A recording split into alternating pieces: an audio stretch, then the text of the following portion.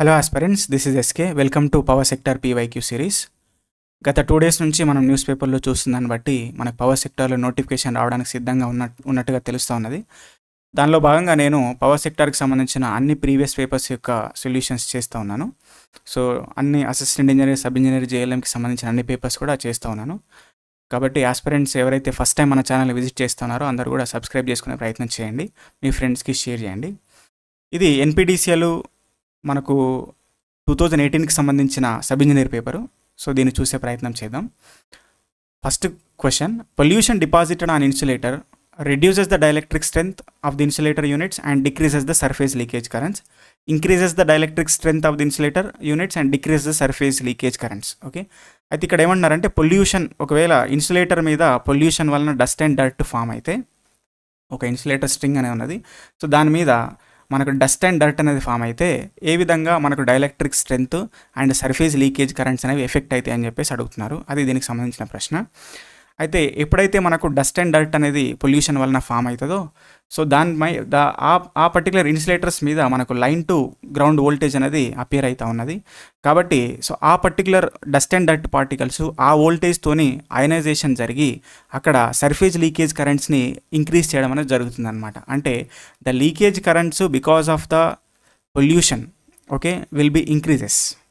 Okay, so whenever the leakage currents are increasing, okay, the dielectrics ante at a particular voltage that particular insulator will break down, ante the dielectric strength of that particular insulator will be decreases. Okay, so the dielectric strength of the insulator will be decreasing and leakage currents will be increasing anadi ikkada gurtu pettukovali. So the answer we can go with the 3: reduces the dielectric strength of insulator units and increases the surface leakage currents. Okay, right. Next, the process of achieving the uniform electric stress in dielectric of the cable is known as shielding of the cable, grading of the cable, stringing of the cable and mutation of cable అని చెప్పేసి అన్నారు. అయితే ఒక particular కేబుల్లో మనకు electric stress అనేది యూనిఫామ్గా ఉండదు. మనకు అది ఎలా అంటే ద వోల్టేజ్ స్ట్రెస్ అనే particular cable will be V/X into LN/D/R అని చెప్పేసి అంటాము. ఇక్కడ X అంటే from the centre of the conductor distance అనమాట. అంటే ఇప్పుడు ఇక్కడ ఈ డయాగ్రామ్లో చూస్తే ఇది సర్ఫేస్ మీద, అంటే కండక్టర్ సర్ఫేస్ మీద డిస్టెన్స్ D/2, అక్కడ మనకి ఎక్కువ స్ట్రెస్ అనేది Gmax అనేది అపియర్ అవుతూ ఉన్నది. On the surface of the sheath మనకి డిస్టెన్స్ D/2 ఇక్కడ చూస్తే, సో దాని మీద మినిమం స్ట్రెస్ అనేది క్రియేట్ అవుతూ ఉన్నది. ఓకే, సో దాన్ని బట్టి ఇక్కడ రాస్తాం Gmax is equal to V by on the surface small d by LN/D/R and minimum stress will be V by capital D LN/D/R అని రాస్తాం. Okay, so this is what, అంటే మనకు డిస్టెన్స్ అనేది పెరుగుతూ ఉంటే స్ట్రెస్ అనేది తగ్గుతుంది అనమాట. కాబట్టి సో దానివలన నియర్ టు ద కండక్టర్ ఉన్న ఇన్సులేటర్ మీద ఎక్కువ వోల్టేజ్ స్ట్రెస్ అనేది క్రియేట్ అవుతుంటుంది. దానివల్ల అది డ్యామేజ్ అయ్యే ఛాన్స్ ఉంటుంది అనమాట. సో దాన్ని బట్టి మనం ఇక్కడ యూనిఫామ్ చేయాల్సిన అవసరం అనేది ఉంది. కాబట్టి దాన్ని మనం capacitance grading and inter sheath grading అనే ప్రాసెస్ ద్వారా చేస్తాము. సో ఓవరాల్గా ఆ ప్రాసెస్ని మనం గ్రేడింగ్ ఆఫ్ కేబుల్ అని చెప్పేసి అంటాం. Okay, so that's what the answer. In practice, dash type of relay is used to protect the radial feeder in electrical distribution system. So ఇక్కడ distance relay, under frequency, over voltage and over current relay అని చెప్పేసి అన్నారు. అయితే మనం ఇక్కడ చూస్తే under frequency relay and over voltage relay is not much important to talk here. But ఇక్కడ చూస్తే distance relaying and over current relaying రెండు కూడా మనం రేడియల్ ఫీడర్లో యూస్ చేస్తాము. కానీ ఎక్కడైతే ప్రిసైజ్ ప్రొటెక్షన్ ఎక్కడైతే అవసరమో అక్కడ మాత్రమే మనం డిస్టెన్స్ రిలేయింగ్ ప్రొటెక్షన్ యూస్ చేస్తాము. ఎందుకంటే అది హైలీ, అంటే that will be more costly అనమాట. సో జనరల్ పర్పస్లో మనం ఎక్కడైనా సరే ఓవర్ కరెంట్ రిలేయింగ్ సిస్టమ్ అనేది జనరల్గా యూస్ చేసేది. కాబట్టి we can go with this అనమాట. Next, which of the following instrument is an integrating type instrument? Power factor meter, energy meter, watt meter and frequency meter అని చెప్పేసి అన్నారు. ఇక్కడ చూస్తే మనకు ఎనర్జీ మీటర్ అనేది always integrating type. Okay, so what it integrate అంటే it integrates the power. Okay, integrating power with respect to time will be energy. Okay, that's why the energy meter will be integrating type అని చెప్పేస్తాను. Right. The controlling torque in spring controlled meter is proportional to అని చెప్పేసి అన్నారు. The controlling torque TC is proportional to theta. Okay, in spring control అని చెప్పేసి అంటాం. And that will be proportional to sine theta in gravity control అని చెప్పేసి అంటాం. Okay, so that's why the answer is theta here. Next, 6. The PMMC voltmeter is connected across the series combination of a DC voltage of 2 volts, V1 is equal to 2 volts, and AC voltage source of V2 is equal to 3 sin 4t అని చెప్పేసి అన్నారు. So what voltmeter rates అని చెప్పేసి అన్నారు. Okay, అంటే DC and AC combination రెండు ఉన్నాయన్నమాట. అంటే సో ఓవరాల్గా what ever the voltage that is appearing to that particular PMMC voltmeter that will B 2V plus 3 sin 4t కదా. ఓకే, అయితే ఇక్కడ చూడండి, ఇది PMMC voltmeter, PMMC. Okay, the PMMC voltmeter ఎప్పుడైనా సరే మనకు DCని మెజర్ చేస్తుంది కానీ ACని మెజర్ చేయలేదు. కాబట్టి so we can go with only 2 volts. Okay, so that's for the answer. Next, A milli ammeter 2.5 ohms reads up to 100 milliamperes. Okay, calculate the resistance which is necessary to enable to use as ammeter to read up to 10 amperes అని చెప్పేసి అన్నారు. Okay, so ఇక్కడ meter full scale meter reading అమ్మీటర్కి ఏంటంటే 100 milliamperes అని చెప్పేసి అన్నారు. Okay, అయితే మీటర్ రెసిస్టెన్స్ వచ్చేసి మనకు 2.5 ohms అని చెప్పేసి అన్నారు. అయితే దాన్ని 10 amps వరకు యూజ్ చేయాలంటే ఓకే ఎంత RSH షంట్ రెసిస్టెన్స్ని కనెక్ట్ చేయాలన్నది క్వశ్చన్ అనమాట. ఓకే, అయితే ఇక్కడ చూడండి లాజిక్, మనకు ఇది మిల్లీ అమ్మీటరు, దాని రెసిస్టెన్స్ 2.5 ohms. ఓకే, అది 100 milliamperes వరకు మెజర్ చేయగలుగుతుంది. 10 amps వరకు ఇంక్రీజ్ చేయాలంటే మనం ఒక షంట్ రెసిస్టెన్స్ అంటే మీటర్కి ఒక షంట్ రెసిస్టెన్స్ని పెట్టవలసిన అవసరం అనేది ఉన్నది. అయితే ఇక్కడ షంట్ రెసిస్టెన్స్ వాల్యూస్ ఇక్కడ చూస్తే 0.02525, 0.02525, 97.5, 97.5 ohms అని చెప్పేసి అన్నారు. అది ఇప్పుడు మన షంట్ అనేది ఎప్పుడైనా సరే షంట్ ప్యారల్లో కనెక్ట్ చేస్తాం కాబట్టి ఇక్కడ సిరీస్ ఉన్న రెండు ఆప్షన్స్ కూడా తీసేయవచ్చు. అయితే మరి ప్యారల్ ఉన్న రెండు ఆప్షన్స్ తీసుకుంటే అది కూడా చూడండి, ఇప్పుడు మీటర్ రెసిస్టెన్స్ ఏమో 2.5, ఇక్కడ ఇచ్చిన ఇప్పుడు 97.5 తీసుకున్నాం అనుకోండి, ఇక్కడ 97.5 ohms పెడితే ఇక్కడ నుంచి వచ్చిన కరెంటు ఎప్పుడు డైవర్ట్ అయ్యేదటు, కాబట్టి అది కరెంటు లో రెసిస్టెన్స్ పాత్ తీసుకుంటే ఇందులోకి వెళ్ళిపోతుంది, ఇంకా అది పెట్టి ఏం లాభం. కాబట్టి 97 అంటే always the shunt resistance will be less than meter resistance. No, that's why 97.5 is less, is wrong. Okay, 97.5 is wrong. Okay, the answer we can go with directly 0.2525 ohms. Okay, so ala kaadu we have to solve ante directly manam solve cheyochu where m is equal to I by Im. Okay, so which will be okay 10 by 10 milliamperes. Okay, so which will be 100. This is okay, m will be 100. So what will be RSH now? RSH is equal to Rm by m minus 1. This will we can take Rm by m minus 1. So which is equal to R is equal to 2.5 by okay 100 minus 1 which is 25 by 99. Okay, మీరు calculate చేస్తే అది వస్తుంది 0.2525. Okay, right. In which of the following instrument scale is perfectly linear అని చెప్పేసి అన్నారు. Okay, the scale is linear. ఇక్కడ moving iron ammeter, moving iron voltmeter, అంటే ఈ రెండు కూడా మూవింగ్ ఐరన్ అనమాట. Next PMMC ammeter, dynamometer type voltmeter అని చెప్పేసి అన్నారు. ఓకే, చూడండి మనకు MI ఇన్స్ట్రుమెంటులో మనకు స్క్వేర్ బిహేవియర్ ఉంటుంది స్కేల్ అనేది. ఓకే, అయితే మనం డైనమోమీటర్ టైప్లో తీసుకుంటే ఓకే, డైనమోమీటర్ టైప్లో ఒకవేళ అది వోల్ట్మీటర్ అయినా అమ్మీటర్ అయినా ఓకే, ఈ రెండింటిలో కూడా మళ్ళీ స్క్వేర్ స్కేలే ఉంటుందన్నమాట. కానీ ఒకవేళ మీరు వాట్ మీటర్ తీసుకుంటే ఓకే, ఒకవేళ వాట్ మీటర్ అయితే మళ్ళీ యూనిఫామే ఉంటుంది స్కేల్. Okay, dynamometer type. మరి PMMC meters ammeter or voltmeter whatever it may be meter, so that is always uniform scale only, perfectly linear. Okay, linear scale.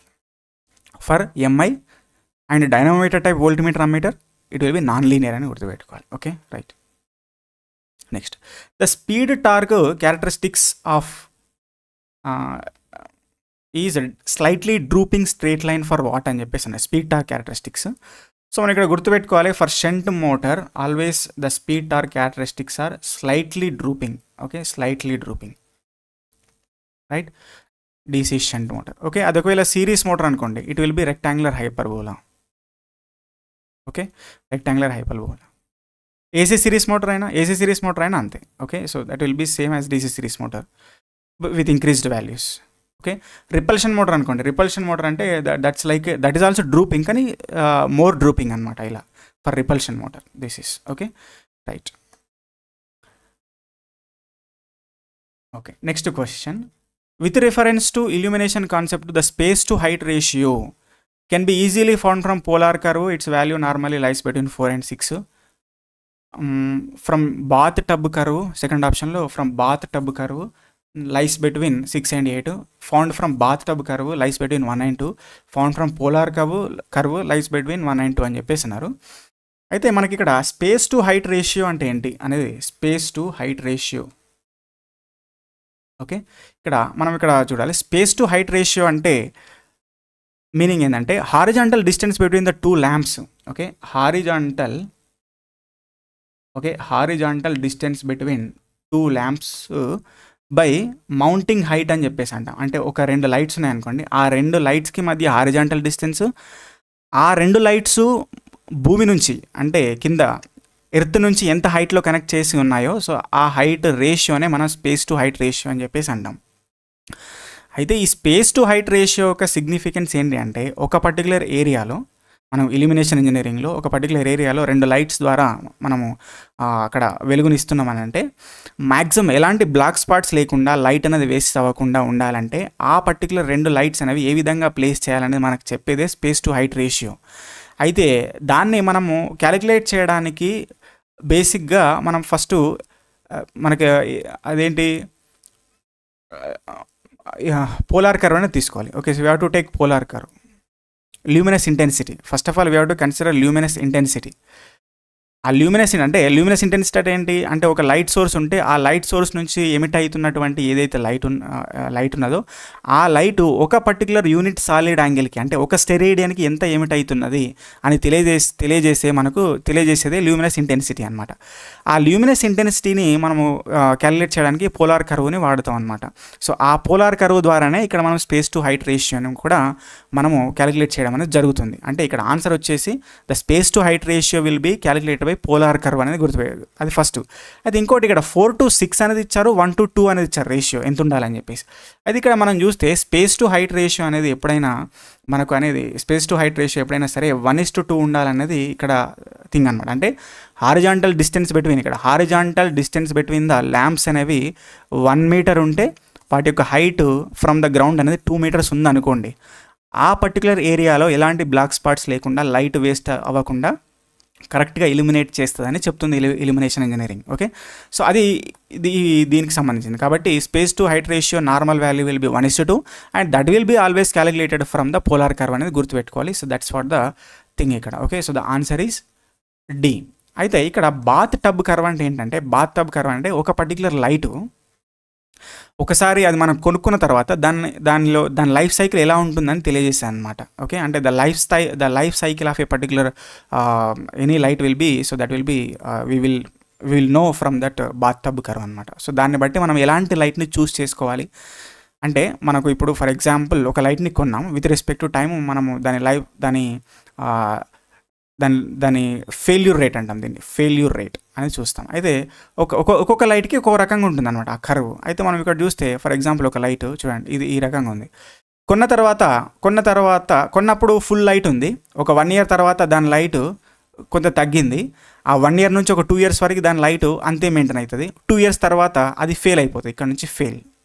So ఇది అనమాట, ఇది దాని అంటే ఎన్ని సంవత్సరాల వరకు ఎంత ఇల్యూమినేషన్ ఇస్తుంది, అది దాని వర్కింగ్ ఎలా ఉంటుందని చెప్పేది బాత్ టబ్ కర్వ్ అనమాట. The performance of a particular light will be will know from the bath tub curve. Okay, so అది దీనికి సంబంధం లేదు ఇక్కడ స్పేస్ టు హైట్ రేషియోకి. కాబట్టి so we can take out this particular 2 options, right. ఇక్కడ వచ్చేసి 6 resistances each of the 50 ohms are 50 ohms used in resistance oven. Okay, how much power is drawn from the supply, okay, when 400 volts AC single phase and connections are 3 groups in parallel అని చెప్పేసి అన్నారు. Okay, so ఇక్కడ మనం చూస్తే మనకు 50 ohms resistance అనేవి ఉన్నాయి. Okay, అవి టోటల్గా ఎన్ని ఉన్నాయంటే ఇలాంటివి టోటల్లీ 6 అనేవి ఉన్నాయని చెప్పేసి అన్నారు. అయితే వీటిని ఇక్కడ ఏం చేశారు, 3 groups పెట్టారు, 3 groups. ఓకే, 6 రెసిస్టెన్స్ని 3 గ్రూప్స్లో పెట్టాలి అంటే రెండు రెసిస్టెన్స్లు సిరీస్లో ఉండవలసిన అవసరం ఉన్నది మనకు. Okay, so these 2 resistance will be in series, 2 will be in series. Okay, ఇక్కడ 3 groups, ఓకే, చూడండి 6 races 50 ohms using how much power is drawn from the front a single phase connection are 3 groups in parallel each, ఇక్కడ అన్నారు each 2 resistance అన్నారు. Good. Okay, so that ఇక్కడ దీన్ని బట్టి మనకి ఇక్కడ ఏం తెలుస్తుంది, ఇది 50 50 50 50, okay 50 50, okay 1 second. Okay, so ఈ రకంగా దీన్ని మనం ఏం చేస్తారంటే 400 volts సప్లైకి కనెక్ట్ చేయడం అనేది జరిగింది అనమాట. ఓకే, సో 400 voltsకి సప్లై కనెక్ట్ చేయడం అనేది జరిగింది. సో దట్ ఇప్పుడు మనకు అడిగింది ఏంటంటే how much power is drawn from the supply. Okay, so directly we can apply what V²/R. Okay, V²/R డైరెక్ట్గా అప్లై చేసుకోండి. ఇక్కడ ఒక్కొక్క దానిలో 100 రెసిస్టెన్స్ ఉన్నది, ప్రతి దానికి కూడా మనకు ఎంత 400 volts అప్లై అవుతా ఉన్నది కాబట్టి 400². Okay, by directly how much 100. Okay, 50 + 50 100. Okay, so from that what will be it is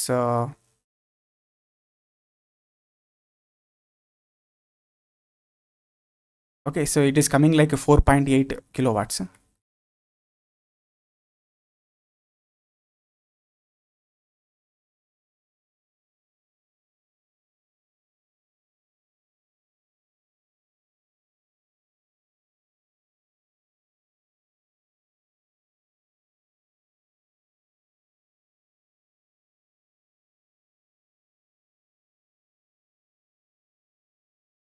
okay, sorry, like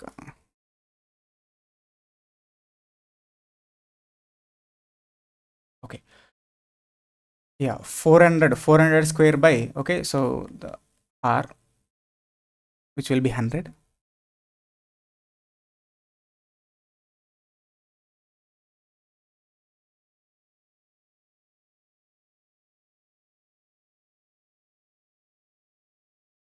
sorry, okay, చూడండి ఇక్కడ 100 300 ohms రెసిస్టెన్స్ అని ఉన్నాయి, 100 100 and 100. Okay, so the overall resistance 100/3. Okay, when n resistance are connected in parallel, okay, n equal resistance connected in parallel, overall resistance will be R/n now, so that 100/3 this is. Okay, it will be 100/3. Now we can calculate easily, sorry for the confusion. Okay, yeah, 100 into 3, so here directly, so 4 4 just 16, 16 3 is a 48, 48 100. Okay, so that it will be 4.8 kilowatts. Okay, right. Yeah, next, in dash type of electric braking of motor is disconnected from the supply and worked as a generator driven by the kinetic energy of rotor and load అని చెప్పేసి అన్నారు. చూడండి, మనకు బ్రేకింగ్లో different types of brakings, plugging, rheostatic braking and regenerative braking ఉంది. ఈ 3 types of బ్రేకింగ్లో ఏది మనకు పవర్ని రివర్స్గా సప్లై చేస్తుంది అంటే that will be regenerative braking. అంటే the braking will be, the generation will be happening in which type of braking అంటే that will be regenerative braking అనేది గుర్తుపెట్టుకోవాలి. Okay, right. Next, the candle power is 100. Candle power is 100. A plane surface is placed at a distance 2 meters from the lamp. Dash is the illumination on the surface when it is inclined to parallel to the rays అని చెప్పేసి అన్నారు. Okay, yeah, ఇక్కడ చూడండి, మనం దీన్ని ఇలాంటి candle power ఇచ్చారు. Candle power అంటే ల్యూమినస్ ఇంటెన్సిటీ I అనమాట. So which will B 100. అయితే డిస్టెన్స్ ఇచ్చారు లైట్కి సోర్స్కి ఆబ్జెక్ట్కి మధ్య, అదెంత అంటే 2 meters. ఓకే, అప్పుడు మనం ఫైండ్ అవుట్ చేయాల్సింది ఈ ఇల్యూమినేషన్. ఓకే, ఇక్కడ మనము ఏం యూజ్ చేయాలి, లాంబర్ట్స్ కొసైన్ లా, ఇన్వర్స్ స్క్వేర్ లా అనేది యూజ్ చేయాలి. ఓకే, సో దాన్ని బట్టి మనకి ఇన్వర్స్ స్క్వేర్ లా యూజ్ చేయాలి. డిస్టెన్స్ ఇచ్చారు కాబట్టి ఇన్వర్స్ స్క్వేర్ లాని బట్టి మనకి illumination is equal to I/d² అనేది వస్తుంది. ఓకే, సో అది సబ్స్టిట్యూట్ చేస్తే మనకి ఇక్కడ డైరెక్ట్గా I is equal to 100, d² అంటే ఇక్కడ 2² 4. Okay, so which will be 25 lumens per meter square, otherwise lux అంటాం దీన్ని. ఓకేనా, కానీ ఇక్కడ చూడవలసిన అంశం ఏంటంటే the plane is inclined parallel to rays అని చెప్పేసినారు. అంటే దిస్ ఈజ్ ద రేస్, అంటే light rays are coming here, the object is placed parallel in this manner. Okay, so whenever it is placed in this manner, okay, ఇది surface, ఇది పైన, ఇది surface, దాని మీద లైట్ ఎక్కడ పడుతుంది, పడట్లేదు కదా. కాబట్టి సో దట్ ఇలాంటి అంటే ప్యారలల్ టు రేస్ ఎప్పుడైతే ఆబ్జెక్ట్ ఉందో అప్పుడు మనం 0 లక్స్ అనేది తీసుకోవాల్సిన అవసరం ఉంది. ఇప్పుడు ఇస్ పర్పెండిక్యులర్ అంటే we can okay take as 25 lux అనమాట. Okay, right. Next, in case of electric heating, material of the heating element should have అని చెప్పేసి అన్నారు. ఇక్కడ low specific resistance, low melting point, high temperature coefficient. Okay, ఇక్కడ specific resistance గురించి మాట్లాడుతున్నారు, rho, okay, resistivity, and melting point గురించి మాట్లాడుతున్నారు. Okay, so the melting point, and ఇంకోటేమో టెంపరేచర్ కోఎఫిషియంట్ ఆల్ఫా. ఓకే, ఒక insulating మెటీరియల్కి, okay, heating ఎలిమెంట్కి always resistance అనేది ఎక్కువ ఉండాలి. ఓకే, మెల్టింగ్ టెంపరేచర్ అనేది ఎక్కువ ఉండాలి. ఆ తర్వాత alpha temperature coefficient of resistance అనేది తక్కువ ఉండాల్సిన అవసరం అనేది ఉందన్నమాట. ఎందుకంటే ఆల్ఫా తక్కువ ఉంటే అది టెంపరేచర్లో వేరియేషన్స్ వలన దాని రెసిస్టెన్స్లో వేరియేషన్ అనేది రాకుండా ఉంటుందన్నమాట. కాబట్టి మన పర్పస్ ఏందో అది సాటిస్ఫై అవ్వడానికి అవసరం అనేది ఉంటుంది, వీల్ అనేది ఉంటుందన్నమాట. కాబట్టి the answer we can take as C. Okay, right. The luminous flux is unit lumens అనమాట. ఓకే, వెబర్ దేనికి, మ్యాగ్నెటిక్ ఫ్లక్స్కి. టెస్లా దేనికి, టెస్లా అంటే weber per metre square flux డెన్సిటీకి. ఓకే, ఇక డైన్స్ అంటే మనకు force. Okay, right. Next, which of the following welding is arc welding అని చెప్పేసి అన్నారు. Butt welding, projection welding, spot welding, atomic hydrogen welding అని చెప్పేసి అన్నాడు. చూడండి, ఇక్కడ బట్ వెల్డింగ్ అయినా, స్పాట్ వెల్డింగ్ అయినా, ప్రొజెక్షన్ వెల్డింగ్ అయినా ఇవన్నీ కూడా ఏంటి, రెసిస్టెన్స్ వెల్డింగ్ అనమాట. ఓకే, బట్ ఇక్కడ ఏదైతే మనకు అటామిక్ హైడ్రోజన్ వెల్డింగ్ అని మెన్షన్ చేశారో అది మనకు ఆర్క్ వెల్డింగ్లోకి వస్తుంది. Right. Plugging of the DC shunt motor is normally executed by అని చెప్పేసి అన్నారు. Connecting A rheostat in series అన్నారు. అది కరెక్టా? Connecting rheostat in series with armature అన్నప్పుడు అది రియోస్టాటిక్ బ్రేకింగ్ అయిపోతుంది. Connecting rheostat in series with the field అన్నప్పుడు సో దట్స్ వాట్ ఓకే, అది correct. Next, reversing the current through the armature అని చెప్పేసి అన్నారు. ఓకే, ఇది కరెక్టే. Reversing the current through the both armature and field winding అన్నారు. ఇది రాంగ్, ఎందుకంటే రెండిట్లో మనకు చేంజ్ చేసినప్పుడు మళ్ళీ సేమ్ డైరెక్షన్లోనే పోతుంది అది. ఓకే, ప్లగ్గింగ్ అప్లై కాదు. నెక్స్ట్ 19వ, the sinusoidal current of the frequency 50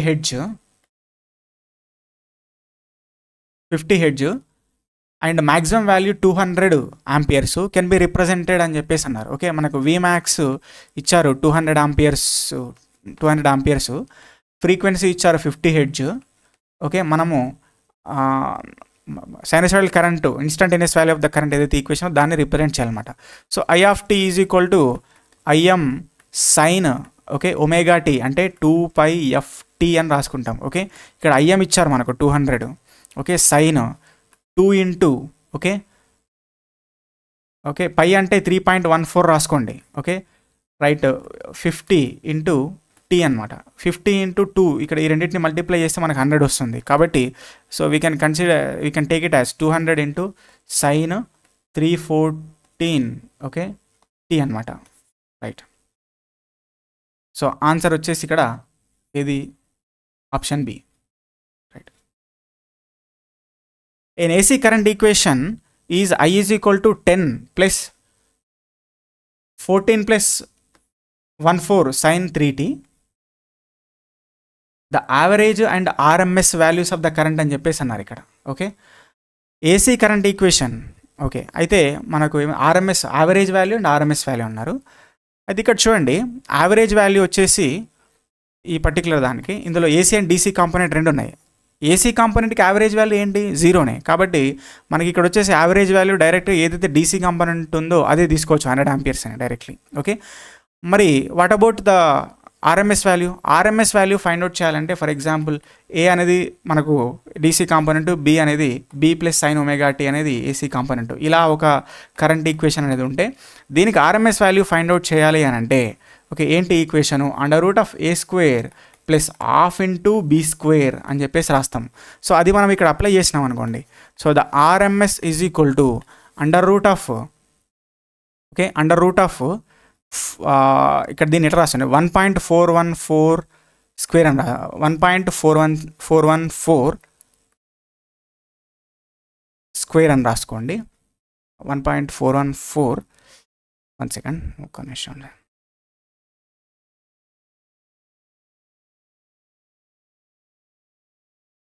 okay, see the RMS value under root of 10 square plus half into ఇలా రాసుకోండి 1.414 అంటే నేను సింప్లిఫికేషన్ చేస్తున్నా into 10 square into 10 whole square.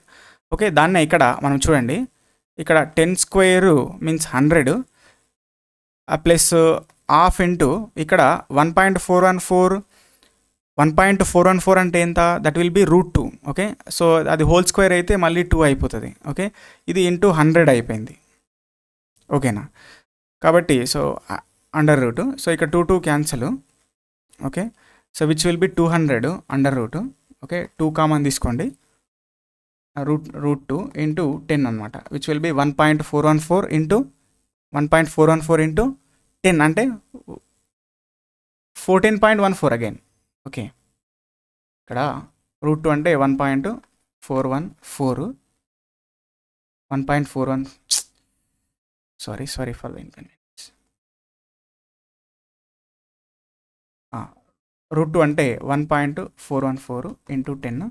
Okay, so which will B 14.14. Okay, that is the answer. So ఇక్కడ మనం చూస్తే మనకు option C అనేది వస్తుంది. రైట్. ఓకే, ఎప్పుడైతే మనకు ఎప్పుడైతే ఇస్తారో దానికి ఎప్పుడైనా సింప్లిఫికేషన్స్ ఇది మనకు ఇలా కాకుండా క్యాలిక్యులేటర్ లేకుండా చేయలేము, కానీ ఇట్లాంటి లాజిక్ ఏదో ఉంటుంది మనకు ఆన్సర్లో, అది మనం చూసుకోవాల్సిన అవసరం ఉంది. Right. Next, in a circuit with resistor, inductor, capacitor, A series in series. Okay, the resonance frequency is f0 hertz if all the component values are doubled, the resonant frequency అని చెప్పేసి అన్నారు. Okay, resonant frequency f0 is equal to మనం ఏం రాస్తాము 1/2π √LC అని రాసుకుంటాం. అయితే ఇక్కడ LNC వాల్యూస్ డబుల్ అయినాయి. ఓకే, 2L అండ్ 2C అయింది. అప్పుడు న్యూ రెజొనెంట్ ఫ్రీక్వెన్సీ ఎంత అని చెప్పేసి అన్నారు. Okay, that is equal to మనం ఏం రాసుకోవచ్చు 1/2π √2L 2C అని రాసుకుందాం. Okay, 2L 2C. Okay, so that will be f0 dash is equal to ఏం రాసుకోవచ్చు 2 కామన్ తీసుకుంటే okay 1/2π √LC/2. Okay, so which will be f0/2 అనమాట, అంటే ఆఫ్ అవుతుంది మనకి. ఓకే, రెజొనెంట్ ఫ్రీక్వెన్సీ అనేది ఆఫ్ అవడం అనేది జరుగుతుంది. That is the answer. Next, for a circuit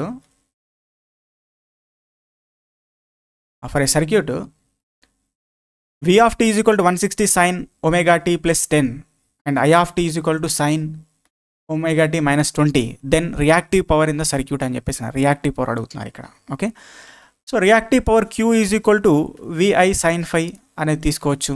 okay, అయితే ఇది కూడా RMS వాల్యూస్ అనేది మనం ఇక్కడ గుర్తుపెట్టుకోవాలి.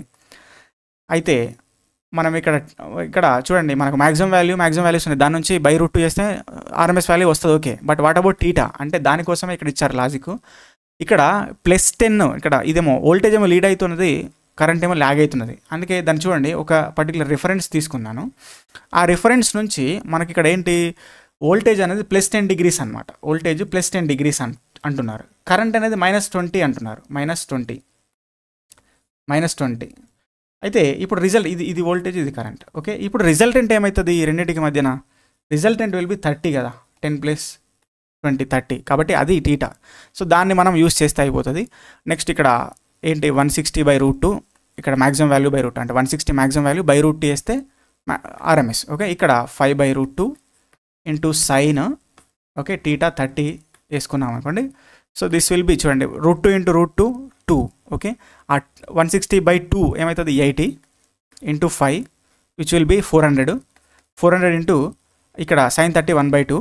ఓకే, అది అప్లై చేస్తే మనకు 4 5 20. So that will be 200 watts అనేది వస్తుంది ఇక్కడ.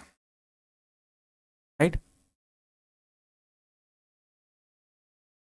Okay, next, when inductor and capacitor are connected in series, the phase angle between the voltage drops across them అని చెప్పేసి అన్నారు. ఓకే, సరే ఇక్కడ కరెంట్ అనేది రిఫరెన్స్గా తీసుకోండి. కరెంట్ రిఫరెన్స్గా తీసుకుంటే మనకు కరెంట్ అనేది ఇండక్టర్లో వోల్టేజ్తో ల్యాగ్ అవుతుంది, కాబట్టి ఇక్కడ ఇలా తీసుకోవాలి. This is the voltage in inductor VL. Okay, అదే మనకు కెపాసిటర్లో కరెంట్ అనేది లీడ్ అవుతుంది, అంటే వోల్టేజ్ అనేది ల్యాగ్ అవుతుంది, కాబట్టి this is VC, this is VL. అప్పుడు మనకి ఇక్కడ వచ్చేది ఏంటి 180 డిగ్రీస్ అనమాట. That is the answer. In a balanced star connected load is supplied from symmetrical 3-phase 400-volt system. The current in each phase is 30 amperes, which lags the 30 degrees behind the phase voltage. The total power అని చెప్పేసి అన్నారు. Balance star connected. Okay right. అయితే మనకు 3-phase power formula √3 VL IL cos phi అని రాసుకుంటాం. Okay అయితే ఇక్కడ VL ఎంత? VL is equal to 400. Okay otherwise దీన్ని మనం ఇలా 3 into V phase into I phase into cos phi ఇలా కూడా మనం సాల్వ్ చేసుకోవచ్చు. ఇది స్టార్ కనెక్టర్ అన్నారు కాబట్టి మనకు V phase is equal to VL by √3, 400 by √3 తీసుకోండి. సో IL వచ్చేసి మనకి ఇక్కడ ఎంత అన్నారు? 30 అన్నారు. అయితే టీటా మనకు వచ్చేసి అంటే ఫేజ్లో కరెంట్ అనేది వోల్టేజ్ ఎంత లాగ్ అవుతున్నది? 30 degrees అని చెప్పేసి అన్నారు అది కూడా.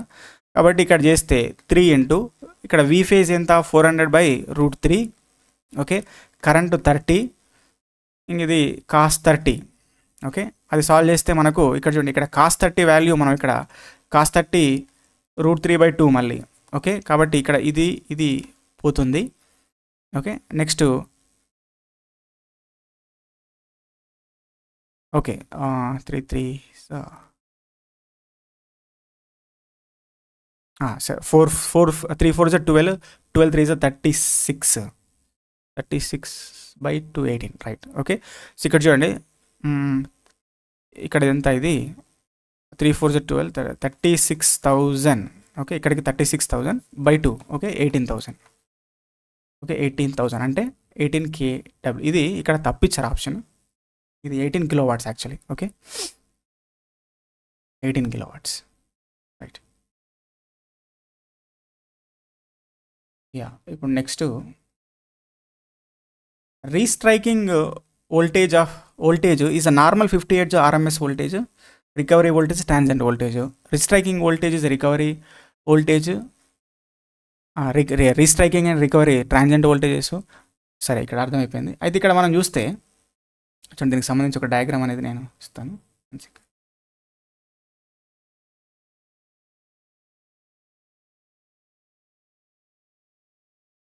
Yeah, okay. See this particular diagram.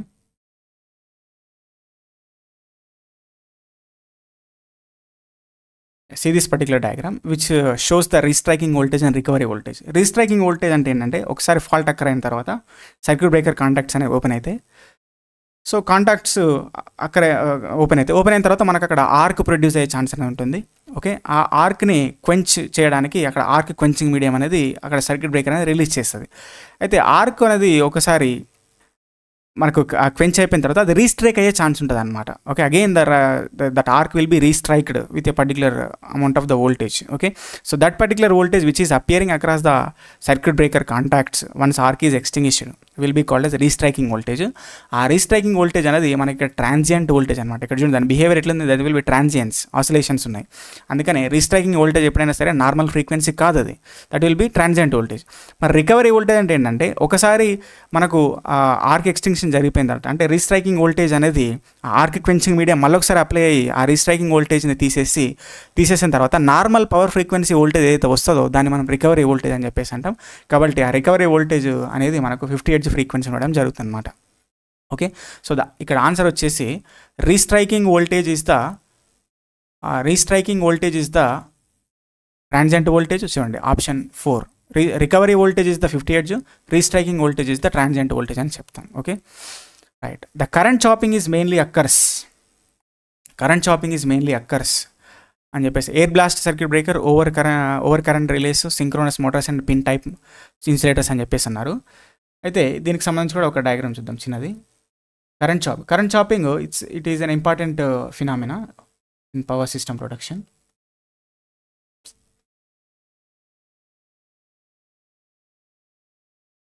Yeah ఇక్కడ చూడండి this is what the current chopping which explains the current chopping.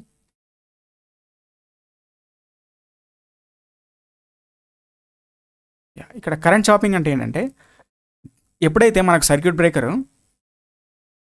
ఒక సమ్ టైప్ ఆఫ్ లో ఇండక్టివ్ కరెంట్స్ని ఎప్పుడైతే అది బ్రేక్ చేస్తూ ఉందో ఆ సందర్భంలో మనకు ఆర్క్ క్వెంచింగ్ మీడియం స్ట్రెంత్ అనేది ఎక్కువ ఉండడం వలన before coming to the natural zero ఆ కరెంట్ అనేది సడన్గా జీరో అయిపోవడం జరుగుతుంది అనమాట. అంటే ఇప్పుడు మనకు this is the sinusoidal cycle ఈ రకంగా ఉన్నది.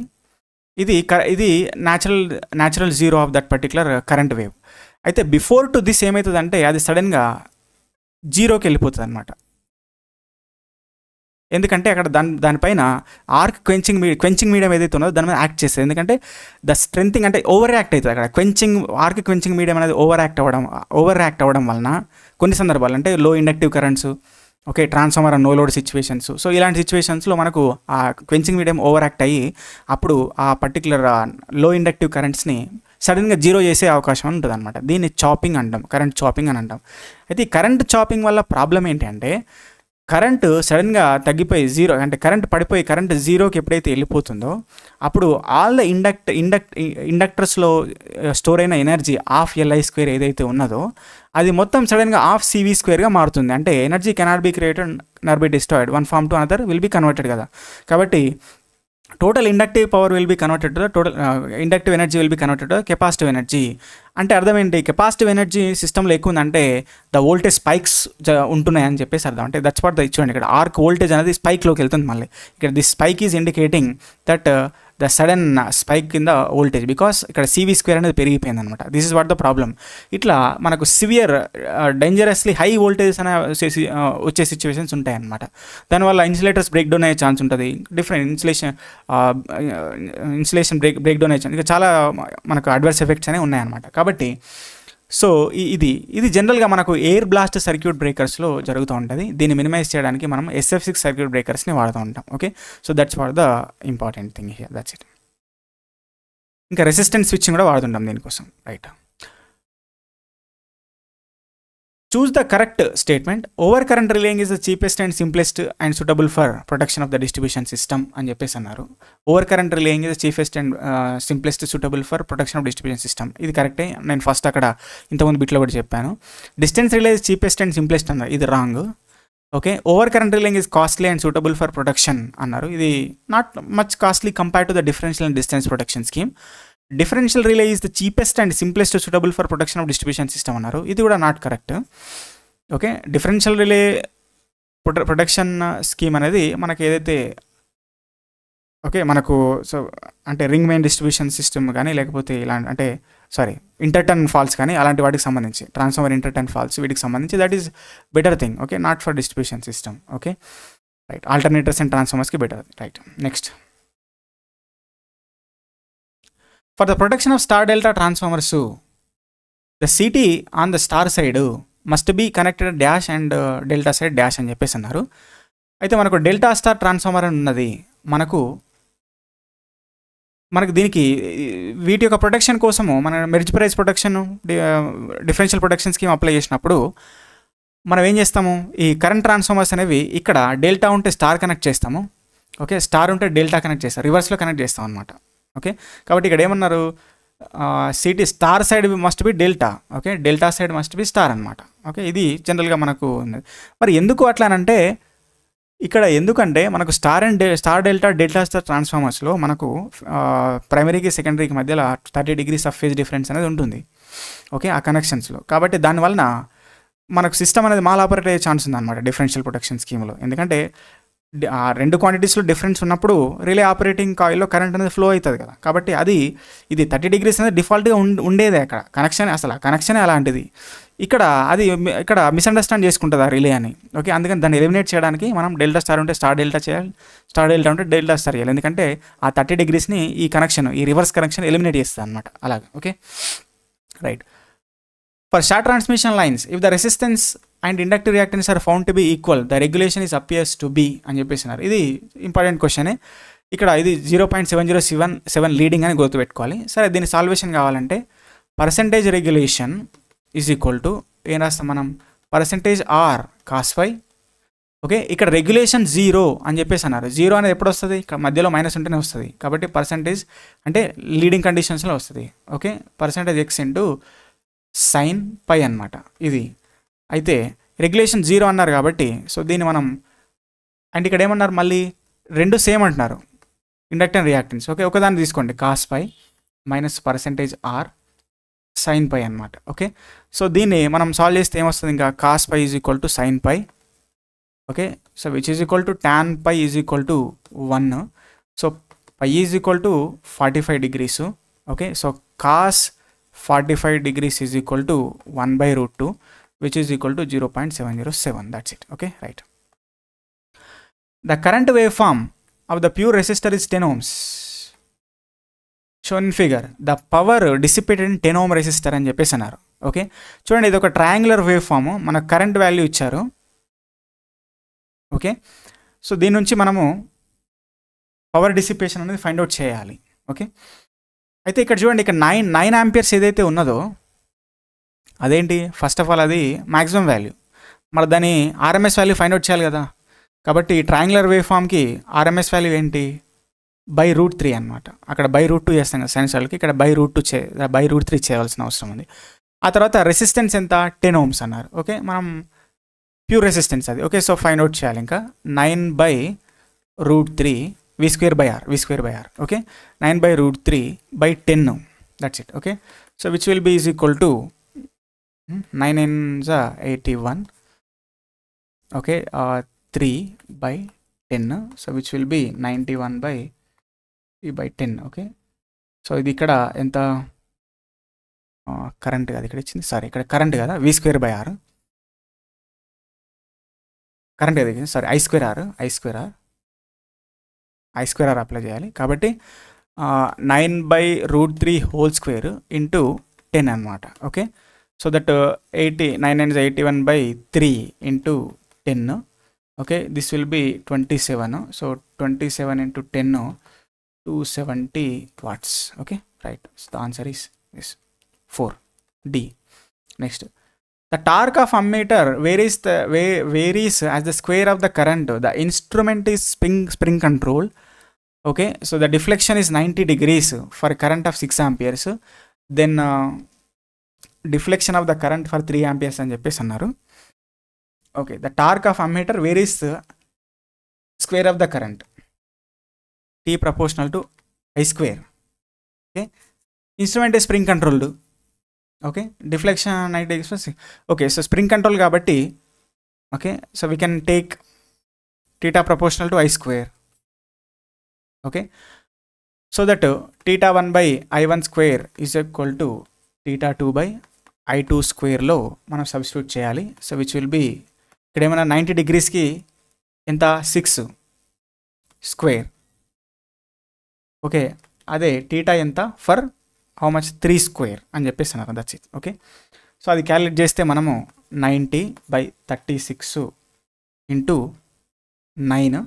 ఓకే, ఇది క్యాలిక్యులేట్ చేస్తే మనకు 9 4s. ఓకే, ఆ తర్వాత కరెక్టేనా, 9 4s 36.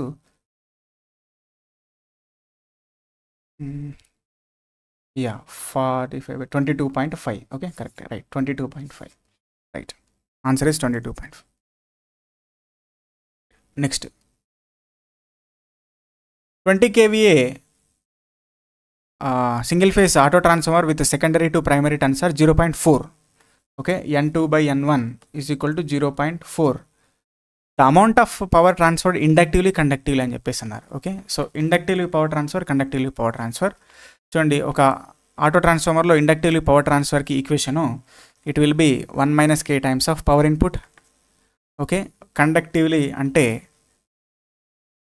k times of power input. Right, substitute చేయండి. So it will be 0.6 into how much it is in the total power will be 20. Okay, so that it will be 12 kVA. Remaining 0.24 into 20 which will be 8 kVA. So 12,8. Okay, so the answer is this. Coming to next, a full load copper loss of certain transformer 600 watts. The off load copper losses will be అని చెప్పేసి అన్నారు. I²R losses మనకు 1600 watts ఉన్నాయి. Of load దగ్గర ఎంత, of load అంటే of I దగ్గర ఎంత, లోడ్ కరస్పాండ్స్ కరెంట్. ఓకే, కాబట్టి ఆఫ్ స్క్వేర్ ఇంటూ ఏం చేయాలి, half square into 1600, that's it. Okay. So which will be 400 watts, right? Next, a 132 kV, so ఇక్కడ ఆన్సర్ ఏంటి దీనిలో 400 watts, option D.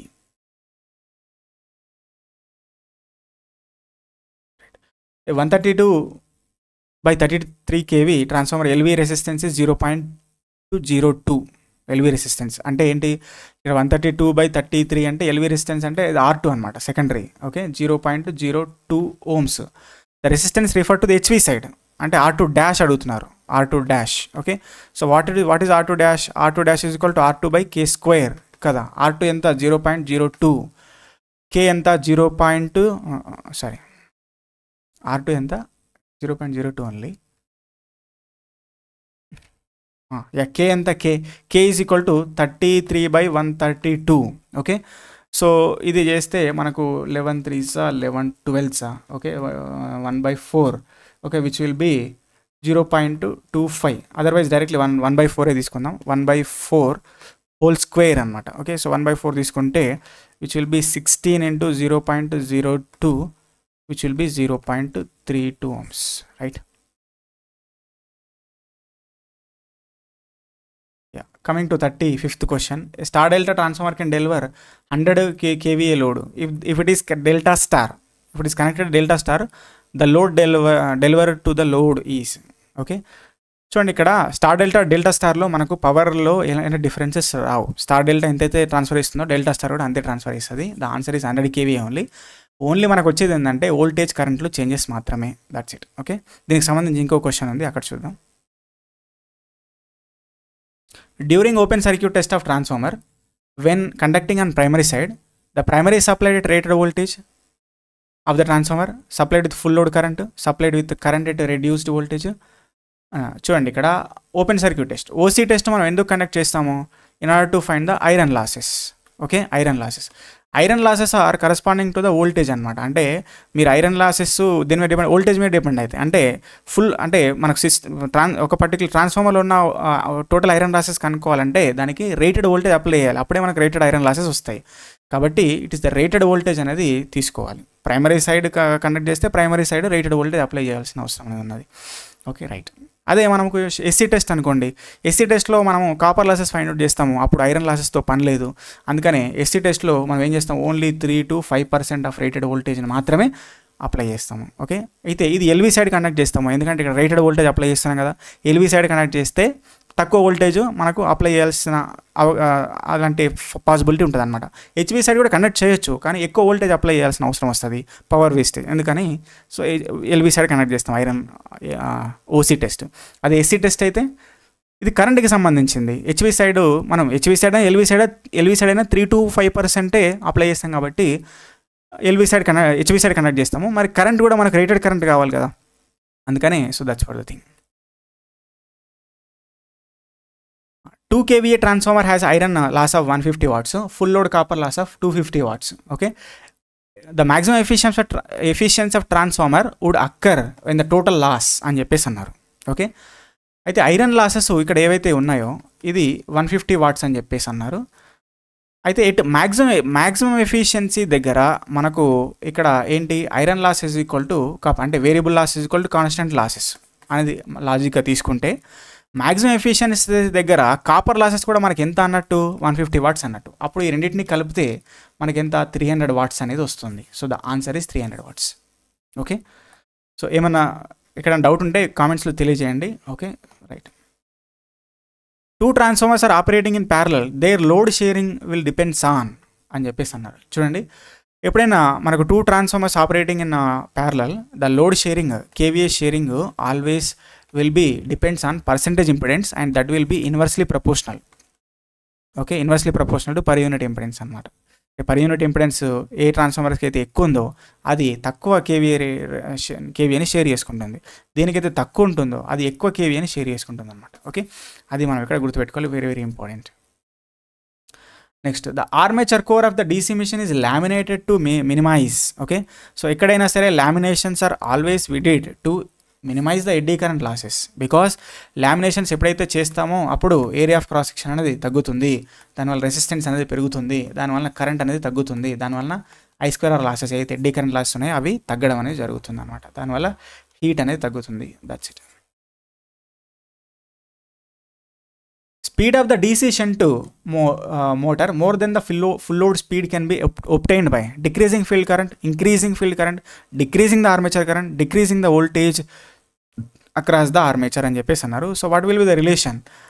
N proportional to EB by pi. Okay, so which will be proportional to V minus IARA by pi. Okay, pi అంటే ఇక్కడ field current, దాన్నే pi అంటే దాని ఇక్కడ field current IF అని తీసుకోవచ్చు.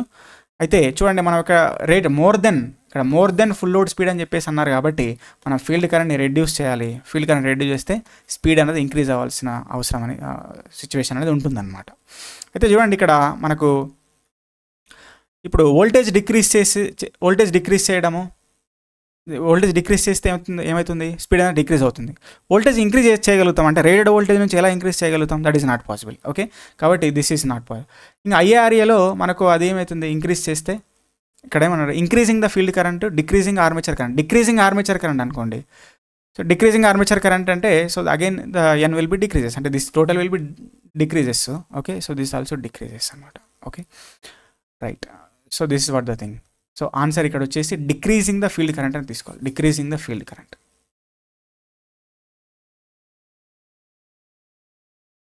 Right.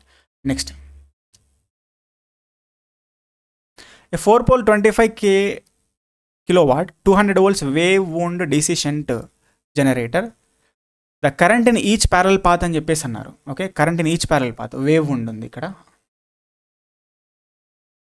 Current in wave wound. Okay, so number of parallel paths are 2. అయితే చూడండి, మనకు పవర్ రేటింగ్ ఇచ్చారు 25 kilowatts. ఓకే, వోల్టేజ్ ఇచ్చారు which is 200 volts.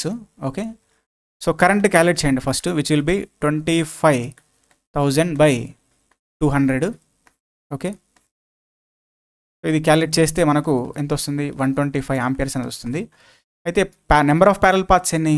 Okay, wave wound కాబట్టి, వేవ్ కనెక్షన్ కాబట్టి నెంబర్ ఆఫ్ ప్యారల్ పాత్స్ అంటే current per parallel path is equal to 125 by 2.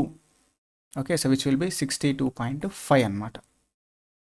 Okay, so answer will be 62.5. అదే మనకు ఒకవేళ ఇది ల్యాప్ వుండ్ అడిగినారనుకోండి, అప్పుడు ఏం చేస్తాం? 125 by 4 చేయాల్సిన అవసరం ఉంది. ఓకే, సో దట్ అది సో అరౌండ్ 31.25 అని వస్తుంది. Right. Next, a DC shunt motor has external resistance RA/RF in the armature and field circuit respectively. The armature current at starting can be reduced by keeping RA minimum, RF maximum, RA maximum, RF minimum. Okay, ఇట్లా అన్నారు. చూడండి, మనం ఇక్కడ armature resistance ఎప్పుడైనా సరే okay maximum కండిషన్లో ఉంచుతాము. RF అనేది ఎప్పుడైనా సరే మినిమం కండిషన్లో ఉంచడం అనేది జరుగుతుంది అనమాట. Okay, so in order to have high starting torque, high starting torque and low starting speed. Okay, దీనికోసము so this is what the thing always you have to remember. Right.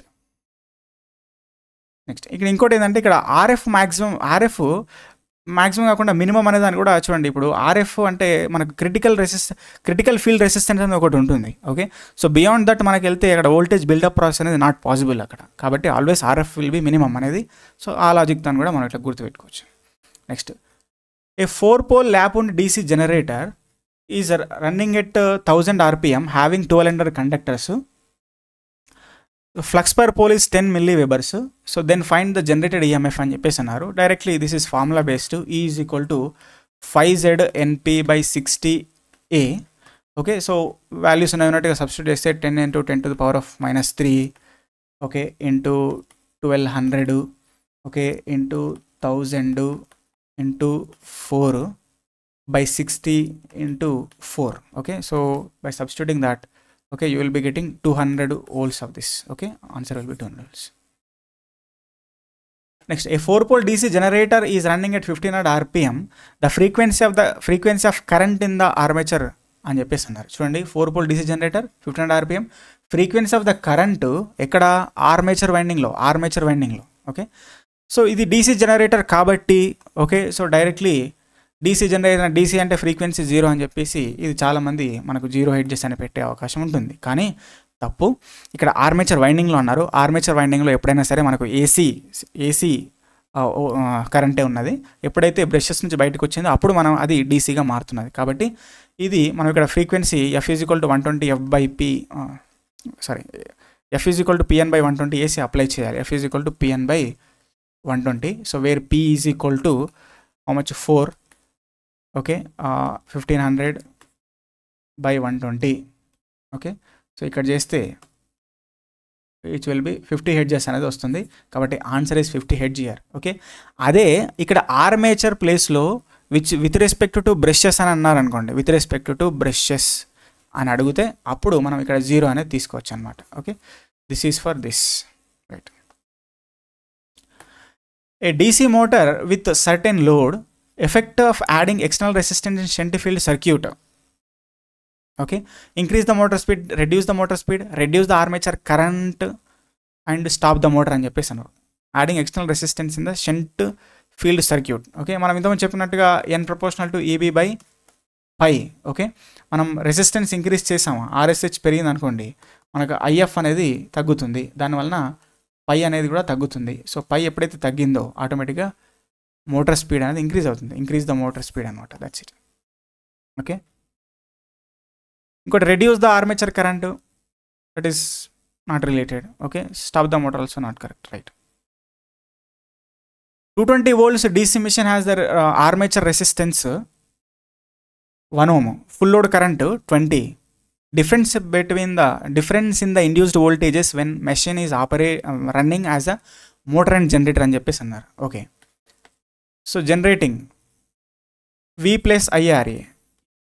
Okay. Motor EB V - IRA. Okay. ఇవి calculate చేయండి. So V = ఎంత 220 + IA 20 × R1. ఇది 220 + ఇక్కడ చూడండి -20 × 1. So which will B 240 volts. ఇది 180 volts. Okay. So ఇదేనా? Sorry 200 volts. 200 volts. Okay. 240 volts minus 200 volts will be 40 volts is the answer. Right. Coming to the next question. A 220 volts DC shunt motor develops a torque 54 Newton meters. The armature current of 10 amperes. When the armature current is 20 amperes, the torque developed is అని చెప్పేసి అన్నారు. ఇక్కడ torque and current relation అంతే. చూడండి ఇక్కడ మనకు shunt motor వచ్చేసరికి DC shunt మోటార్లో torque okay proportional to IA అని గుర్తు. అంటే జనరల్గా టార్క్ ఈక్వేషన్ అంటే torque general relation torque proportional to 5IA. But shunt మోటార్లో మనకి ఇక్కడ కాన్స్టెంట్ కాబట్టి ఫ్లక్స్, అందుకని టార్క్ ప్రపోర్షనల్ టు IA రాస్తాం. అదే సిరీస్ మోటార్ అనుకోండి, సిరీస్ మోటార్లో ఏంటి 5 ప్రపోర్షనల్ టు IA, ఎందుకంటే ఫీల్డ్ వైండింగ్ అనేది సిరీస్లో ఉన్నది ఆర్మేచర్ వైండింగ్కి. కాబట్టి ఆర్మేచర్ వైండింగ్లో ఫ్లో అయ్యే కరెంటే ఫీల్డ్ వైండింగ్లో ఫ్లో అవుతున్నది. కాబట్టి 5 proportional to IA. That's why T proportional to IA² అని చెప్పేసి అంటాం. ఓకే. అందుకనే మనకి AC సిరీస్ మోటార్ ఒకవేళ DC సిరీస్ మోటార్కి AC సప్లై ఇచ్చినా కూడా అది వర్క్ అవుతుంది. ఎందుకంటే ఇక్కడ A² ఉన్నది. అంటే పాజిటివ్ సప్లై అయినా నెగిటివ్ సప్లై అయినా అది positive direction, torque direction positive అనమాట. అదే షంట్ మోటార్కి మనం ఇక్కడ మనకు AC సప్లై ఇస్తే దట్ వోంట్ రన్. ఓకే. అట్లా అనమాట. సరే, ఇక్కడ ఈ రిలేషన్ బేస్ చేసుకొని మనకేంటి T1/IA1 is equal to T2/IA2 అనమాట. Okay. So from that 54/10 is equal to T2/20. Otherwise ఇక్కడ మనకి ఎంత 2 times అయింది కాబట్టి ఎంత 54 × 2 times అవుతుంది. మళ్ళీ అది కూడా కరెంట్ 2 times అయింది కాబట్టి ఇది కూడా 2 times అవుతుంది. 54 × 2 108. That's it. Okay. Next, induction motor rotor input is 600 volts, 600 watts, slip 4%, then rotor copper losses అని చెప్పేసి అన్నారు. ఓకే. మనకి రిలేషన్ ఏంటి? Power input to the rotor power input okay is to rotor copper losses is to mechanical power developed is equal to 1:S/1 - S అని రాస్తాం కదా. కాబట్టి ఇక్కడ rotor copper losses is equal to slip times of the power input to the rotor అనమాట. Power input to the rotor. Okay, slip ఎంత 4%, 0.04 into rotor power input వచ్చేసి 600 watts. Okay, so which will B 6 4 24, which will B 24 watts, right. అదే mechanical power అంటే, mechanical power developed అంటే remaining 600 minus 24 అంటే 576 అనమాట watts, right. Next, A 4-pole 3-phase induction motor is running 4% of slip full load if the speed of the rotor is 720, n is equal to 720 rpm ఇచ్చారు. Okay, supply frequency find out చేయమన్నారు. Frequency f is equal to pn/120 వేయాలి. Okay, but ఇక్కడ n అంటే ns వేయాలి. Okay, ఈ n కాదు, rotor speed కాదు. అందుకోసం ఫస్ట్ మనం ns ఫైండ్ అవుట్ చేయాలి. What is ns? ns is equal to n/1 minus s. ns into 1 minus s is equal to n కదా, కాబట్టి ns is equal to n/1 minus s. కాబట్టి 720/1/0.04, slip 4% కదా. Okay, కాబట్టి 720/0.96 అది. Okay, so ఇది calculate చేస్తే ఎంత వస్తుంది? 750 వస్తుంది. ఓకే, సో దాన్ని బట్టి మనం ఇక్కడ ఎఫ్ ఫైండ్ అవుట్ చేస్తే 750 ఇంటూ పోల్స్ 4 ఇంతది 120. ఓకే, ఇది క్యాలిక్యులేట్ చేస్తే 30. Okay, so that will be 25. Okay, 25 hertz. So the answer is this. Next వచ్చేసి the mechanical load across the induction motor is equivalent to electrical load of అని చెప్పేసి అన్నారు. చూడండి, మనకు రోటర్ యాక్చువల్లీ ఈక్వలెంట్ సర్క్యూట్ చూస్తే ఇలా, this is what the rotor side equivalent circuit. ఇక్కడ apply చేసిన వోల్టేజ్ అయితే ఉందో దాన్ని S ఇంటూ E2 అని చెప్పేసి అంటాం. ఇదేమో R2, ఇదేమో SX2 అనమాట. ఓకే, అయితే దీన్నే అలా కాకపోతే దీన్ని R2/S అని రాసుకుంటారు. Okay, R2/S what ever, right. అయితే దీన్ని ఇక్కడ మాడిఫై చేస్తారు రోటర్ సర్క్యూట్ని. ఎందుకు, ఎలా అంటే చూడండి,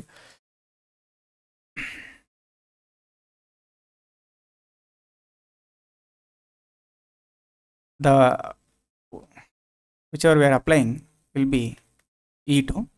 Okay, so this will be R2. Okay, then this is X2 and this will be taken as R2/1 minus S minus 1 అని రాస్తాం దీన్ని.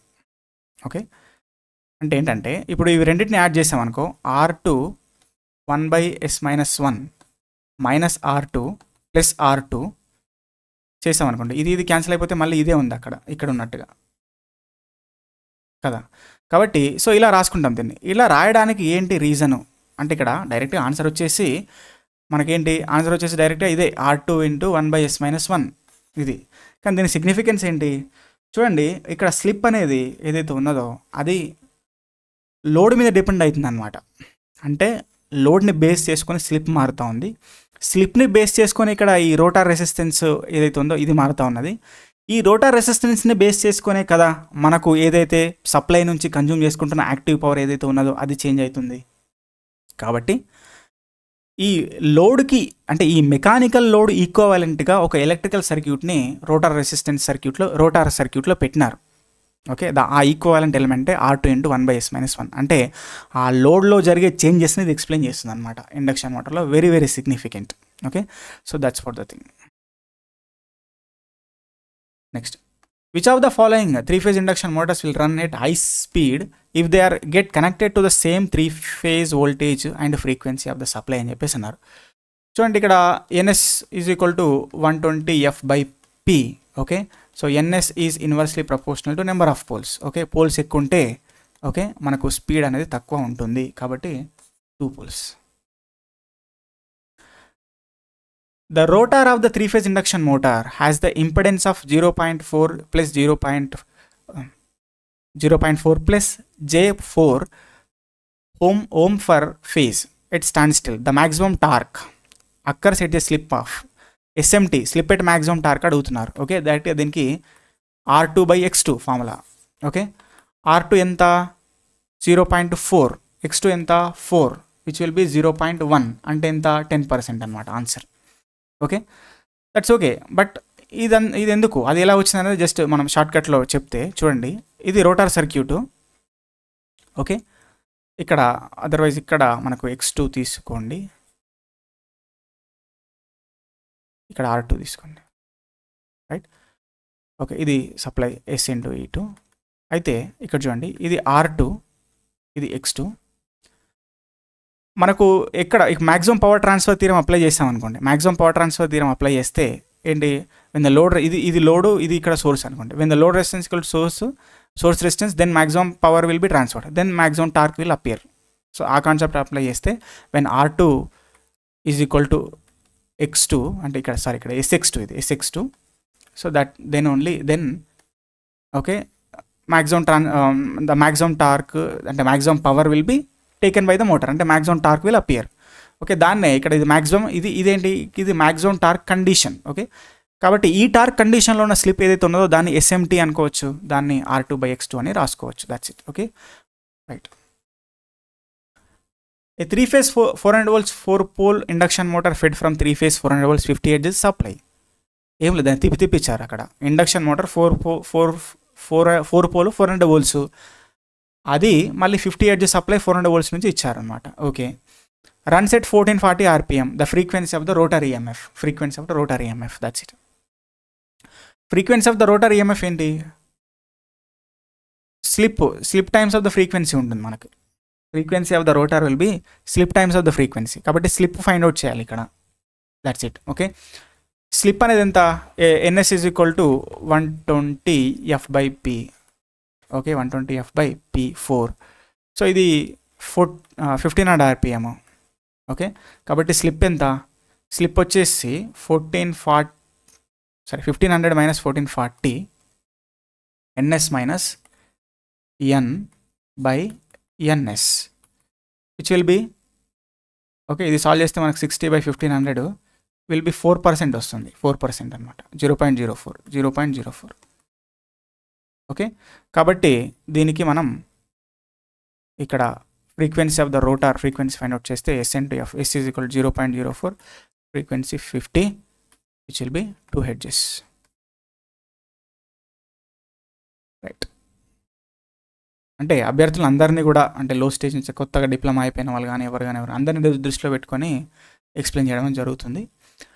The block rotor test of induction motor is correspond to, okay, the block rotor test of induction motor మనకి ఏంటంటే I² losses, variable లాసెస్ని find out చేయడానికి.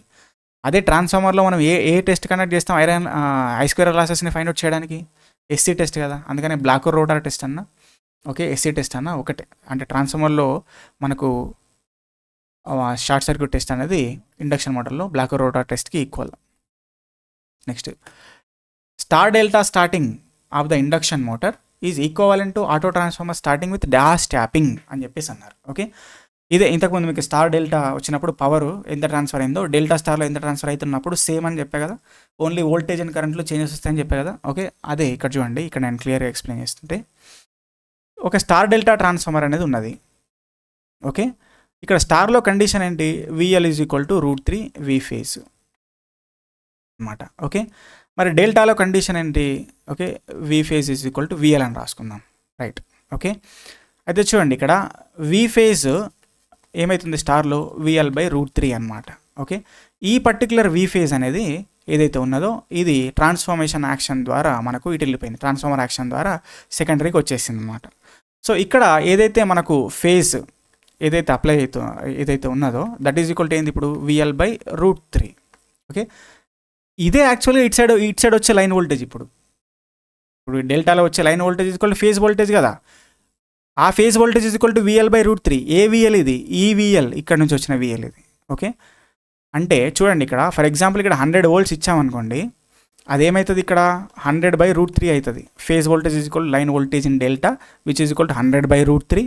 Okay, అది ఎంత అంటే 57.7 క్యాలిక్యులేట్ చేస్తే. ఓకేనా, అందువలన మనము స్టార్ డెల్టా స్టార్టింగ్ అనేది ఆటో ట్రాన్స్ఫార్మర్ స్టార్టింగ్లో ఎంత పర్సెంట్ అంటే 57.7% అని మీనింగ్ ఇక్కడ. ఓకే, అది ఇక్కడ గుర్తుపెట్టుకోవాల్సిన అవసరం ఉంది, రైట్. ఆ విధంగా మనకు వోల్టేజ్ కరెంట్లో చేంజెస్ ఉంటాయి తప్ప పవర్ అనేది ఓవరాల్గా సేమ్ మెయింటైన్ అవుతుంది for star delta and delta star. That's it. Primary winding of stage motor అంటే ఇక్కడ మనం ఒకటే పాయింట్ గుర్తుపెట్టుకోండి, this is inverted induction motor. That's it. Rotor to stator to rotor. Okay, అయితే ఇక్కడ ఏమన్నారంటే ప్రైమరీ వైండింగ్ ఎక్కడ లొకేట్ అవుతుంది అన్నారు. ఇది లోవర్ పార్ట్ ఆఫ్ రోటర్ అనేది ఒకటి గుర్తుపెట్టుకోవాల్సింది, lower part. That's it. Next the shaded pole motor, the shading coils are used to reduce the winding losses, reduce the frictional losses, produce the rotating magnetic field, protect against sparking అని చెప్పేసి అన్నారు. Shaded pole motor. అయితే shaded pole motor important. అసలు single phase induction motor నుంచి start చేస్తే మనం single phase induction మోటార్కి ఎప్పుడైతే single phase supply అనేది ఇస్తామో అది నాట్ సెల్ఫ్ స్టార్టింగ్ అనమాట.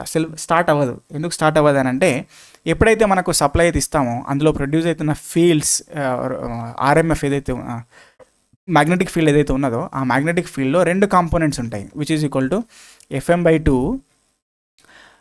cos θ - ωt అనే కాంపోనెంట్ ఒకటి, cos θ + ωt అనేది ఇంకొకటి. ఇదేమో ఫార్వర్డ్ రొటేటింగ్ ఫీల్డ్ అనుకుంటే ఇది బ్యాక్వర్డ్ రొటేటింగ్ ఫీల్డ్ అనమాట. ఇట్లా రెండు ఫీల్డ్స్ ప్రొడ్యూస్ అవుతాయి, డబుల్ రివాల్వింగ్ థియరీ. సో దీన్ని బట్టి ఏమైతే ఒకటేమో బ్యాక్వర్డ్ టార్క్ ఇంకోటేమో ఫార్వర్డ్ టార్క్ రెండు ప్రొడ్యూస్ అవుతాయి, దానివలన ఓవరాల్ టార్క్ అనేది 0 అనమాట. ఓకే, సో అందుచేత మనం ఏం చేస్తామంటే ఇంకొక యాక్సిలరీ వైండింగ్ అనేది తీసుకొని ఆ యాక్సిలరీ వైండింగ్లో ఒక ఇండక్టెన్స్ కానీ కెపాసిటెన్స్ కానీ కనెక్ట్ చేసి 90 degrees of electrical current split అనేది చేసి సో దానివల్ల ఒక రొటేటింగ్ మ్యాగ్నెటిక్ ఫీల్డ్ని ప్రొడ్యూస్ చేస్తే అప్పుడు ఇందులో ఒక కాంపోనెంట్ ఎగిరిపోయి అప్పుడు F is equal to FM/2 cos of θ - ωt అనేది ప్రొడ్యూస్ అవుతుంది అనమాట. అంటే సింగిల్ ఫీల్డ్ అనేది ప్రొడ్యూస్ అవుతుంది రివాల్వింగ్ ఇన్ సింగిల్ డైరెక్షన్. అప్పుడు సింగిల్ డైరెక్షన్లో సింగిల్ ఫేజ్ ఇండక్షన్ మోటార్ అనేది రొటేట్ అవుతుంది అనమాట. ఇది దానికి సంబంధించింది. అయితే షేడెడ్ పోల్ మోటార్ ఎలాగంటే ఈ ప్రిన్సిపల్ అయితే యాక్సిలరీ వైండింగ్లో మనం ఇండక్టర్ కెపాసిటర్ పెట్టి 90 degrees స్ప్లిట్ చేయడం అనే కాన్సెప్ట్ ఏదైతే ఉన్నదో అది ఈ షేడెడ్ పోల్ మోటార్లో దీని యొక్క పోల్స్లో ఒక సైడ్ చిన్నగా తీసుకొని ఒక షేడింగ్ బ్యాండ్ ఇస్తాం. ఇక్కడ ఈ షేడింగ్ బ్యాండ్ అనేది హైలీ ఇండక్టివ్ అనమాట. ఈ హైలీ ఇండక్టివ్ షేడింగ్ బ్యాండ్ అనేది అందులో ఉన్న ఫ్లక్స్ని స్ప్లిట్ చేసి 90 degrees డిఫరెన్స్ వచ్చేలాగా చేస్తుంది. దానివల్ల రొటేటింగ్ మ్యాగ్నెటిక్ ఫీల్డ్ ప్రొడ్యూస్ అవుతుంది. సో దానివల్ల కూడా మళ్ళీ టార్క్ ప్రొడ్యూస్ అవడానికి ఛాన్స్ ఉందన్నమాట. కాబట్టి to produce the rotating magnetic field అనేది గుర్తుపెట్టుకోవాలి. Next in case of split phase motor the phase shift between the current in two windings is around అని చెప్పేసి అన్నారు. This will be 90 degrees. ఇంతకుముందు చెప్పినట్టుగా it is 90 degrees. Okay, next the direction of the single phase motor can be reversed by అని చెప్పేసి అన్నారు. Reversing the connections of both windings, reversing the connections of starting winding, adding resistance, reversing supply connections అన్నారు. చూడండి ఇక్కడ reversing connections of both windings wrong. ఎందుకంటే both windings connections reverse చేస్తే both వైండింగ్స్లో flow అయ్యే currents కూడా సేమ్ డైరెక్షన్లో ఉంటాయి. మళ్ళీ ఆ రెండు వైండింగ్స్లో ఏదో ఒక వైండింగ్లో కరెంట్ డైరెక్షన్ రివర్స్ అయినప్పుడు మనకు డైరెక్షన్ ఆఫ్ రొటేషన్ రివర్స్ అవుతుంది. కాబట్టి అది రాంగ్. సప్లై కనెక్షన్స్ రివర్స్ చేయడం అన్నా బోత్ వైండింగ్స్ రివర్స్ చేయడం అన్నా రెండు సేమ్ యాక్షన్ అది. కాబట్టి దట్స్ నాట్. ఇక్కడ reversing connections of starting winding or main winding రెంట్లో ఏదో ఒకటి అది కరెక్ట్ అవుతుంది. యాడింగ్ రెసిస్టెన్స్ అనేది it's doesn't matter. Okay, right. So answer is B. Right. Next వచ్చేసి rise of restriking voltage of circuit breaker depends on resistance, inductance, capacitance and inductance and capacitance అని చెప్పేసి అన్నారు. అయితే ఇంతకుముందు మనం డిస్కస్ చేసిన క్వశ్చన్లో రీస్ట్రైకింగ్ వోల్టేజ్ అంటే ఏంటిది అనేది చూసాము. ఇక్కడ rate of rise of restriking voltage అనమాట. అంటే ఆ రీస్ట్రైకింగ్ వోల్టేజ్ అనేది ఏదైతే ఉన్నదో so with respect to time by T అనేది తీసుకుంటేనే the rate of by DT అంటే d/dt అనుకోండి. ఓకే, సో dVR/dt దాని rate of rise of restriking అంటే ఎంత టైంలో ఎంత ఇంక్రిమెంట్ అనేది ఉన్నది, ఎంత స్పైక్ అనేది క్రియేట్ చేస్తున్నది అనేది దానికి rate of rise of restriking voltage అంటాము. అయితే దాన్ని kV/μs అనేది దాని యూనిట్స్ అనమాట. ఓకే, అయితే అది దేని మీద డిపెండ్ అవుతుందని చెప్పేసి అన్నారు. కాబట్టి అయితే ఇక rate of rise of restriking voltage is equal to దానికి మనం ఏం చెప్తామంటే Vm × ωn okay sin ωn × t అనేది ఈక్వేషను. ఇక్కడ ωn అంటే 1/√LC, ఇక్కడ 1/√LC అంటే సిస్టంలో కనెక్ట్ చేయబడిన LNC పారామీటర్స్ వాల్యూస్ అనమాట. కాబట్టి ఇండక్టెన్స్ అండ్ కెపాసిటెన్స్ బోత్ కూడా will be affecting the rate of rise of restriking voltage. So answer is D. Okay, right. Next, the reactance relay is preferred for the protection against the earth faults, phase faults, series faults and phase faults and series faults అని చెప్పేసి అన్నారు. చూడండి, ఇక్కడ reactance relay అనేది మనకు earth ఫాల్ట్స్కి చాలా ఇంపార్టెంట్గా use చేస్తాం. ఎందుకంటే ఇక్కడ ఏదైతే రియాక్టెన్స్ రిలే ఉన్నదో ఆ రియాక్టెన్స్ రిలే మనకు ఎర్త్ రెసిస్టెన్స్ అంటే గ్రౌండ్ రెసిస్టెన్స్ వలనైనా కానీ ఆర్క్ రెసిస్టెన్స్ వలనైనా కానీ ఎక్కువ ఎఫెక్ట్ అవ్వదు. అంటే ఫర్ ఎగ్జాంపుల్ ఒక ట్రాన్స్మిషన్ లైన్ ఉంది, ఆ ట్రాన్స్మిషన్ లైన్ మీద లైన్ టు గ్రౌండ్ ఫాల్ట్ వచ్చింది అనుకోండి. ఆ పర్టికులర్ పొజిషన్లో ఆ పర్టికులర్ ప్లేస్లో ఉన్న గ్రౌండ్ రెసిస్టెన్స్ అనేది ఆ ఫాల్ట్ కరెంట్ యొక్క ఫ్లోని ఎఫెక్ట్ చేస్తుంది. దానివల్ల రిలే ఆపరేషన్ కూడా ఎఫెక్ట్ చేసే ఛాన్స్ ఉంది. కాబట్టి అలాంటి సిచ్యువేషన్లో అక్కడ మనకు మాల్ ఆపరేషన్ జరిగే ఛాన్సెస్ ఉంటుంది అనమాట. కాబట్టి అంటే రిలే అవసరమైనప్పుడు ఆపరేట్ అవ్వకపోవడానికి కూడా ఛాన్సెస్ ఉంది అనమాట. కాబట్టి ఇక్కడ అలాంటి సిచ్యువేషన్లో మనం రియాక్టెన్స్ రిలే యూజ్ చేసినాం అనుకోండి, అప్పుడు అది ఎర్త్ రెసిస్టెన్స్ మీద డిపెండ్ అవ్వదు దాని ఆపరేషన్. కాబట్టి సో అలాంటి అక్కడ మిస్ ఆపరేషన్స్ అనేవి జరగకుండా ఉంటాయి. కాబట్టి ఎర్త్ ఫాల్ట్ ప్రొటెక్షన్ అనేది ఎర్త్ ఫాల్ట్స్ కోసం రియాక్టెన్స్ రిలే అనేది వెరీ ఇంపార్టెంట్ అనమాట. సో జనరల్గా షార్ట్ ట్రాన్స్మిషన్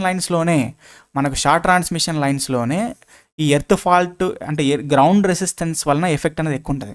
అదే మనకు medium transmission lines, long transmission లైన్స్లో ఈ ఎర్త్ రెసిస్టెన్స్ వలన దానివల్ల ఎక్కువ ఇన్ఫ్లుయెన్స్ అనేది ఉండదు అనమాట ఫాల్ట్ కరెంట్ మీద. అందుకనే మనము ఈ రియాక్టెన్స్ రిలే అనేది మనం దేనికి షార్ట్ ట్రాన్స్మిషన్ లైన్కి యూజ్ చేసేస్తాము. SMLRIM ఇది గుర్తుపెట్టుకోండి. మనకు షార్ట్ ట్రాన్స్మిషన్ లైన్స్ అనేవి reactance relay, medium transmission line అనేది impedance relay, long transmission line అనేది మో రిలే అనమాట. Okay, this what the shortcut. Right. Next, the mho relay is normally for the protection of, okay, ఇంతకుముందు చెప్పినట్టు ఏంటి అది long transmission lines. Next, the operation of relay which is most affected by arc resistance, ఇది కూడా ఇందాక చెప్పింది. Okay, ఏది this is arc resistance, again reactance రిలేనే. Okay, next, the breaking capacity of the breaker is always stated at dash of the instant of contact separation, average value of current, average value of load current, RMS value of fault current, RMS value of load current అని చెప్పేసి అన్నారు. ఇక్కడ breaking capacity అన్నప్పుడు మనం మాట్లాడేది fault current గురించి మాట్లాడతాము, load current గురించి మాట్లాడము. కాబట్టి ఫాల్ట్ కరెంట్లో కూడా RMS వాల్యూనా యావరేజ్ వాల్యూనా అంటే RMS వాల్యూనే తీసుకోవాలి.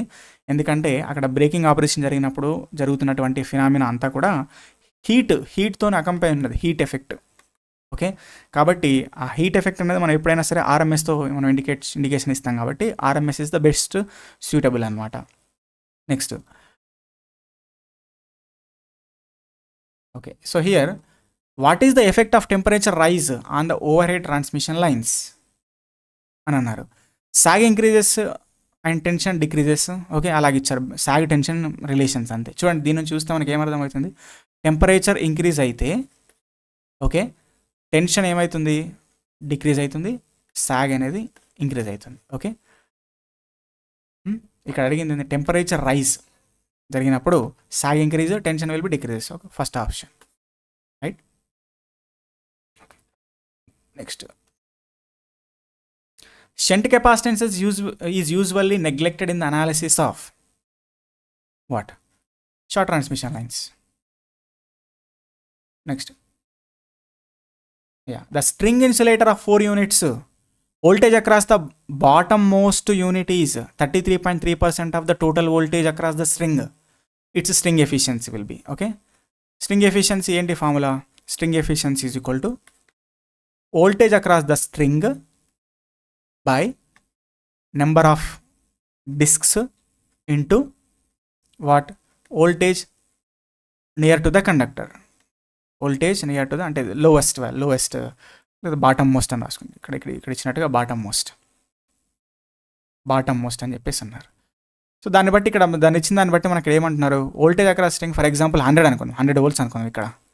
ఓకే, 4 అని చెప్పేసి అన్నారు units, 4 voltage across the string మనకు బాటమ్ మోస్ట్ ఎంత అన్నారు, 33.3%. అంటే ఏమవుతుంది, అది 33.33నే అవుతుంది. ఓకే, సో 33.33లో 4 జా 100. ఓకే, సారీ 3 జా 100. ఓకే, 33.33 ఇంటూ 3 ఎంత 100 కాబట్టి so that will B 3/4 into 100, so which will B 75% అనమాట. రైట్, అదే మళ్ళీ దీన్ని 25% అని లేకపోతే ఇంకా వేరే పర్సెంటేజ్ అడగచ్చు మళ్ళీ. Okay, right. Whenever the conductor are dead end or there is a change in the direction of the transmission line, the insulators are used R of the అని చెప్పేసి అన్నారు. ఏంటిది, షాకిల్ ఇన్సులేటర్స్ ఏవైతే ఉంటాయో మనం 90 degrees టర్నింగ్ దగ్గర కానీ లేకపోతే డెడ్ ఎండ్ పాయింట్స్ దగ్గర కానీ వాడే. 1 second, conductors are dead ended or there is a change in the direction of transmission line, the insulator used. ఇక్కడ డెడ్ ఎండెడ్ అన్నారు కదా, కాబట్టి డెడ్ ఎండెడ్ అన్నప్పుడు మనం ఇక్కడ స్ట్రెయిన్ టైప్ తీసుకోవాల్సిన అవసరం ఉందండి. ఓకే, ఒకవేళ 90 degrees టర్నింగ్ పాయింట్ లేకపోతే అట్లా అడిగినప్పుడు, ఇంక్లినేషన్స్ అడిగినప్పుడు షాకిల్ టైప్ అనేది okay, that will be in distribution side actually, కాబట్టి ఇది స్ట్రెయిన్ టైప్ తీసుకోవాల్సిన అవసరం. Right, next, the minimum dielectric stress in a cable at, ఇది ఫస్ట్ క్వశ్చన్లోనే మనం చూసాం. ఓకే, మినిమం డైఎలక్ట్రిక్ స్ట్రెస్ ఏంటి, G is equal to V/X/ln/d/r అని చెప్పేసి అన్నాం అక్కడ. ఓకే, సో దాన్ని బట్టి G is inversely proportional to X. Okay, X అంటే ఏంటి, X is the distance from the centre, distance from centre of the conductor. Okay, కాబట్టి ఇక్కడ మినిమం అన్నారు. మినిమం ఎక్కడ ఉంటుంది, షీట్ దగ్గర ఉంటుందా, కండక్టర్ సర్ఫేస్ మీద ఉంటుందా? కండక్టర్ సర్ఫేస్ కాదు, సెంటర్ ఆఫ్ ద కండక్టర్ అయితే కానే కాదు, లెడ్ షీట్ ఏదైతే ఉందో, so that's for the answer. Okay, middle layer of the directory కూడా అది మోడరేట్ ఉంటుంది అక్కడ. Okay, right. Next, S denotes the transmission line conductor suspended from the towers at same height and L denotes the span between the towers. Then relation holds good, S proportional to L, inversely proportional to L square అని చెప్పేసి అన్నారు.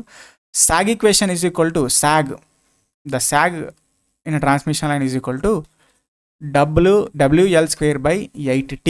W అంటే weight of the conductor, T అంటే tension, L అంటే span length.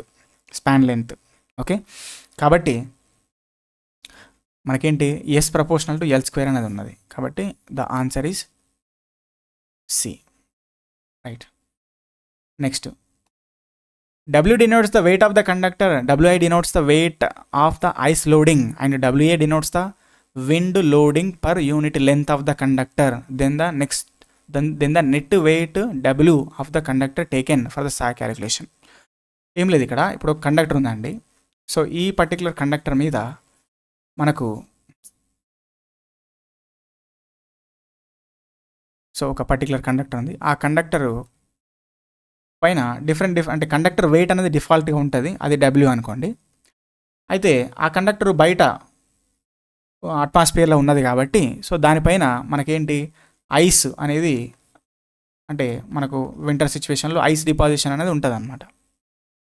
Okay, అయితే conductor wait ఏదైతే ఉన్నదో ఆ కండక్టర్ వెయిట్ మనకి ఏ డైరెక్షన్లో ఉన్నది, డౌన్వర్డ్ డైరెక్షన్, అంటే ఎర్త్ సైడ్ ఉన్నది, gravitational side.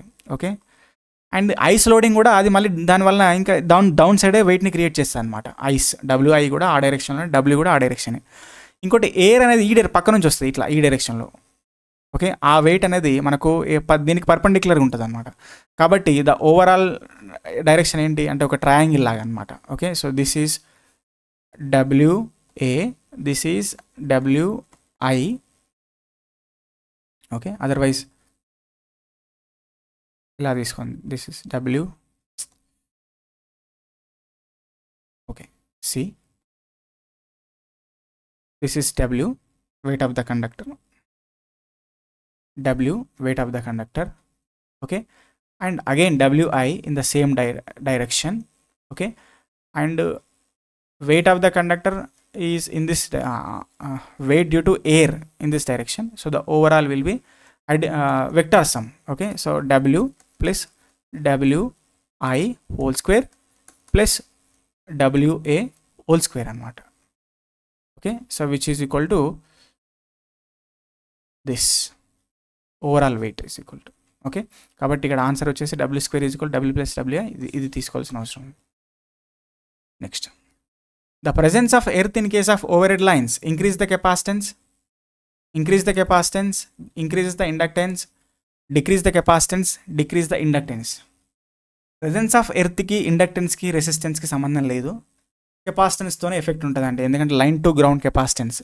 Okay, line to ground capacitance మనకు ఉంటుంది. Line to line capacitance, line to ground capacitance calculation చేసినాం కదా మనం. కాబట్టి ఎప్పుడైతే ప్రెజెన్స్ ఆఫ్ ఎర్త్ ఎప్పుడైతే ఉన్నదో అది line to ground capacitance include అవ్వడం వలన ఓవరాల్ కెపాసిటెన్స్ని ఇంక్రీజ్ చేస్తుంది.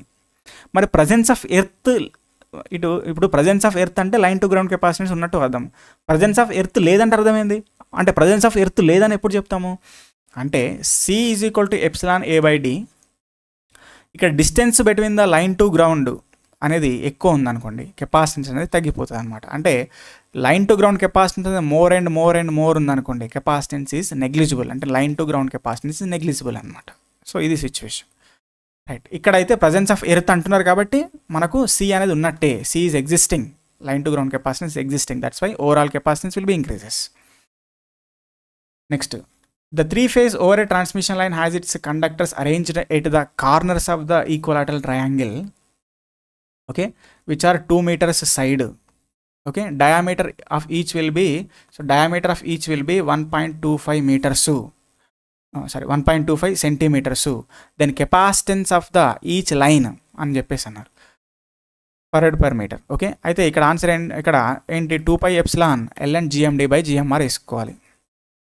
3 ఫేజ్ కదా, సో ln GMD/GMR. ఓకే, కాబట్టి ఇక్కడ GMD ఎంత చూడండి, ఇక్కడ ఈక్వలాటరల్ కాబట్టి 2నే ఉండదు. ఈక్వలాటరల్ కాబట్టి overall GMD is equal to, so ఇది డిస్టెన్స్ బిట్వీన్ ద 2 లైన్స్ తీసుకోవచ్చు. కాబట్టి ln 2 meters అన్నారు కాబట్టి 200 కింద అంటే సెంటీమీటర్స్లో తీసుకుంటే 200 centimeters by 1.25 centimeter. Option 1 is కరెక్ట్గా తీసుకోవాల్సిన అవసరం ఉంది, రైట్. నెక్స్ట్, ఇక్కడ చూడండి, consider the following statements. The calculations performed using the short line approximation model instead of nominal 5 model for medium length transmission line delivering lagging load at given receiving end voltage always results in sending end current. ఇక్కడ results higher. చూడండి, ఇక్కడ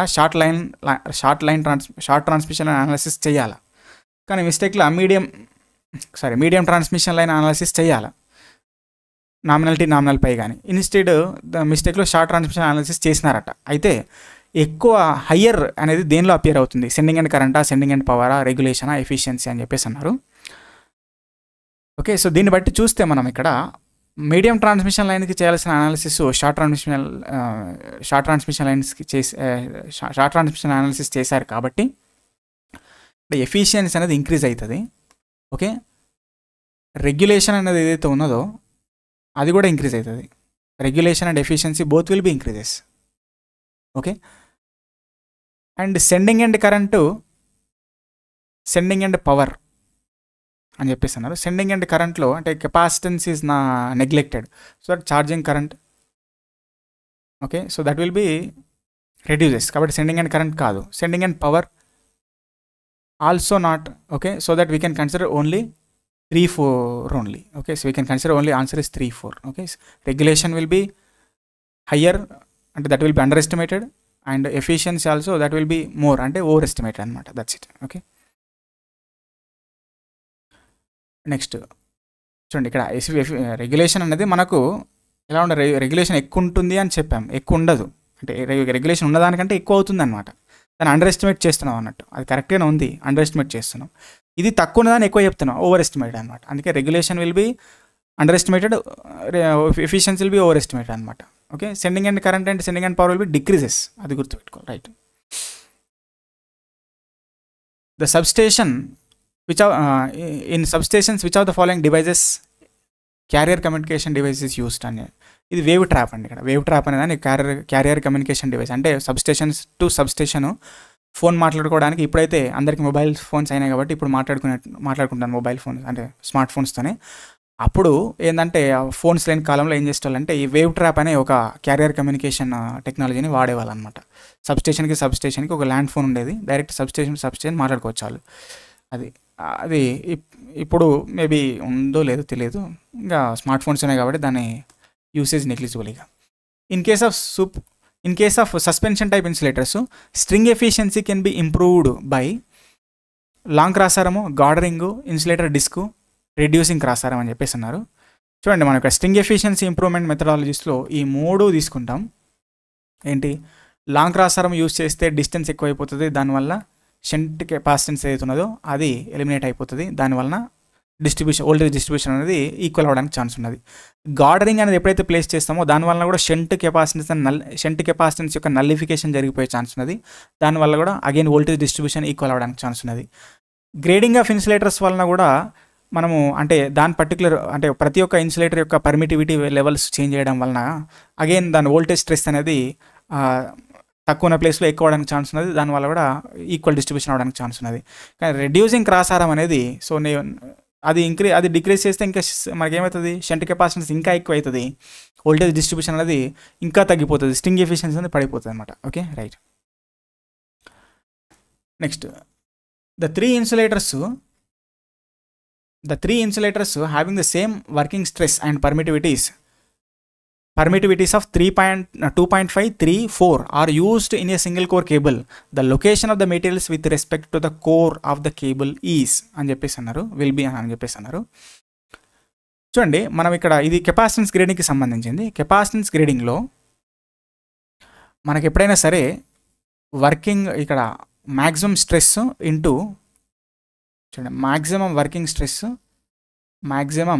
working stress into permittivity product ఏదైతే ఉన్నదో, okay, so ఈ product near to the conductor అంటే near to the power cable ఏదైతే ఉన్నదో దానికి దగ్గరలో ఓకే ఎక్కువ ఉండాలి. ఓకే, దిస్ పర్టికులర్ ప్రోడక్ట్ అనేది ఎక్కువ ఉండాలి. ఇంకా ముందుకు వెళ్తూ ఉంటే అంటే షీత్ సైడ్ వెళ్తూ ఉంటే ఈ పర్టికులర్ ప్రోడక్ట్ అనేది తగ్గిపోతూ ఉండాలన్నమాట. ఓకే, సో ఆ విధంగా 4, 3, 2.5 అనేది ఇక్కడ ఆన్సర్. 4, 3, 2.5. ఇక్కడ మనం ఒకటే గుర్తుపెట్టుకోవాలి, permittivity levels of a particular insulator should be more near to the conductor surface and near to the sheath surface or away from the conductor surface it will be less annamata. Okay, epsilon will be less, epsilon will be more. Right. అయితే యాక్చువల్గా ఇక్కడ working stress కూడా same అన్నారు కాబట్టి okay, అది వేరే వేరే ఉంటే ఆ ప్రోడక్ట్ తీసుకోవాల్సిన అవసరం ఉంది. Okay, right. Next, the effect of transposition in transmission system is such that each transmission and conductor has same average capacitance, same average resistance, same average inductance, same average temperature అని చెప్పేసి అన్నారు. Transposition is the effect. చూడండి, ఇక్కడ transposition అనేది ఎప్పుడైతే మనం place చేస్తామో అది ఆర్ఎల్సి పారామీటర్స్ని మూడింటిని కూడా ఎఫెక్ట్ చేస్తుంది. కాబట్టి ఈ 3 కూడా కరెక్టే. కాబట్టి ఇక్కడ క్వశ్చనే తప్పు. మేబీ ఇక్కడ నాట్ అని చెప్పేసి అన్నారు అనుకుంటా, not. Okay, it will be not effects the transmission line switch parameter అని చెప్పేసి అనొచ్చు. Average temperature maybe. Okay, next, the skin effect is much smaller in solid conductors than standard conductors అని చెప్పేసి అన్నారు. చూడండి, skin effect is much smaller than solid conductor with solid conductor, much smaller with solid conductor than the standard conductor. అంటే సాలిడ్ కండక్టర్లోనే smaller ఉంది అంటున్నారు, ఇది తప్పు. ఓకే, సాలిడ్ కండక్టర్లో అన్నింటికన్నా స్కిన్ ఎఫెక్ట్ అనేది ఎక్కువ ఉంటుంది compare to standard conductor and hollow conductor, all those things. Hollow conductors are used for solid bus bars to overcome the adverse effect due to skin effect. ఇది కరెక్టే. Skin ఎఫెక్ట్ని eliminate చేయాలంటే మనం hollow కండక్టర్స్కి వెళ్ళాల్సిందే. Next, resistivity of the copper is less than aluminium. ఇది కూడా కరెక్టే. Next, in three-phase transmission system the resistance per phase is the resistance of either of the conductor అని చెప్పేసి అన్నారు. ఓకే, అప్రాక్సిమేట్లీ ఇది కూడా కరెక్టే. అంటే రెసిస్టెన్స్ పర్ ఫేజ్ క్యాలిక్యులేట్ చేసినప్పుడు ప్రతిదానికి సేమ్ ఉండొచ్చు, అప్రాక్సిమేట్లీ ఆల్మోస్ట్ సేమ్ ఉండొచ్చు, మైనర్ చేంజెస్ బేస్ చేసుకుంటే. ఓకే, కాబట్టి statement 1 and statement 2 is true అన్నారు, ఇది రాంగ్. ఎందుకంటే స్టేట్మెంట్ 1 రాంగ్ కదా, కాబట్టి స్టేట్మెంట్ 1 ఈజ్ ట్రూ అన్నారు, ఇది కూడా wrong. Statement 2 is false, statement 4 is true అని చెప్పేసి అన్నారు. స్టేట్మెంట్ 2 ఈజ్ ఫాల్స్ అన్నారు, కాబట్టి ఇది కూడా రాంగే. కాబట్టి statement 3 and statement 4 are correct అన్నారు, కాబట్టి we can go with this. Last question. For long high voltages and extra high voltage lines dash is provided to present over voltage on the line. Okay, over voltages అన్నారు, over voltages. Long high voltages and extra high voltage lines dash are provided to prevent, చూడండి, to prevent over voltages. Over వోల్టేజెస్ని prevent చేయాలంటే మనం ఏం చేయాలి? Shunt రియాక్టర్స్కి వెళ్ళాలి. Over voltage దేని వల్ల వస్తాయి? మనకు కెపాసిటెన్స్ ఎఫెక్ట్ వల్ల వచ్చేదానికి ఛాన్స్ ఉంది. కాబట్టి రియాక్టర్స్ ప్లేస్ చేస్తే okay, that's it. Okay, capacitor అనేది కరెక్ట్. షంట్ కెపాసిటర్, ఇక్కడ సిరీస్ కెపాసిటర్ ఎందుకు ప్లేస్ చేస్తాము? Series capacitor to improve the steady state stability limit, where Pmax is equal to VS into VL by XL అని చెప్తాం కదా. ఎప్పుడైతే line reactance, ఎప్పుడైతే మనం సిరీస్ కెపాసిటెన్స్ని ప్లేస్ చేస్తామో అప్పుడు ఏమవుతుంది? Pmax dash is equal to VS into VL by XL minus XC అనమాట. ఇది ఇంప్రూవ్ అవుతుంది, ఇంక్రీజ్ అవుతుంది ఇది. ఓకే, ఎంత ఇంక్రీజ్ అవుతుంది అంటే 1/1 - K టైమ్స్ ఇంక్రీజ్ అవుతుంది. ఓకే, ఇక్కడ K అంటే ఏంటంటే XC/XL. సో అలాగా, right. So this is what the sub engineer paper. కాబట్టి ఇది ఇక్కడ పేపర్ చూస్తే ఈజీనే. అయితే ఆ తర్వాత వచ్చిన పేపర్స్ మనం చూస్తే మనకు ఎస్పీడీసీలో సబ్ ఇంజనీర్ వచ్చిన ఆ పేపర్ అనేది చాలా టఫ్ వచ్చింది. కాబట్టి సో ఇప్పుడు జరగబోయే ఎగ్జామ్లో రాబోయే పేపర్ అనేది ఎలా ఉంటుంది అనేది చూస్తే మేబీ దీనికన్నా కొంత స్టాండర్డ్ ఎక్కువ లెవెల్లో ఉండొచ్చు. మేబీ మరి sub engineer level paper last time 2022 sub engineer paper చూసినాం అనుకోండి, that's like A bouncer. Okay, so అది చూస్తే దానిలాగా అంటే ఇంకా మనం ఇంకా ఎక్కువ స్టాండర్డ్స్లో చదవాల్సి ఉంటుంది అనమాట. కాబట్టి ఎనీవే ఈ కాన్సెప్ట్స్ అంటే క్వశ్చన్స్ ఇలాగ వస్తాయని కాదు, కాకపోతే సో కాన్సెప్ట్స్ రివిజన్ అనేది జరుగుతుంది దీనివల్ల అనమాట. కాబట్టి దానివల్ల కాన్ఫిడెన్స్ కూడా ఎక్కువ ఇంప్రూవ్ అవడానికి ఛాన్స్ ఉంది. కాబట్టి వీడియో నచ్చితే లైక్ చేయండి, మీ ఫ్రెండ్స్ అందరికీ షేర్ చేసే ప్రయత్నం చేయండి. సో వీడియో ఎలాగ ఉన్నది, ఎక్స్ప్లెనేషన్ ఎలాగ ఉన్నది అనే దాన్ని మీరు కామెంట్స్ రూపంలో తెలియజేయండి. సో అది నాకు ఎంకరేజింగ్గా ఉంటుంది. అండ్ ఏమన్నా ఎక్కడన్నా మిస్టేక్స్లో అంటే తొందరపాట్లో కానీ లేకపోతే కాన్సెప్ట్లో సరిగా తెలియక కానీ ఏదైనా మిస్టేక్ చెప్పి ఉంటే నాకు కామెంట్స్లో తెలియజేయండి, no problem. And thank you so much.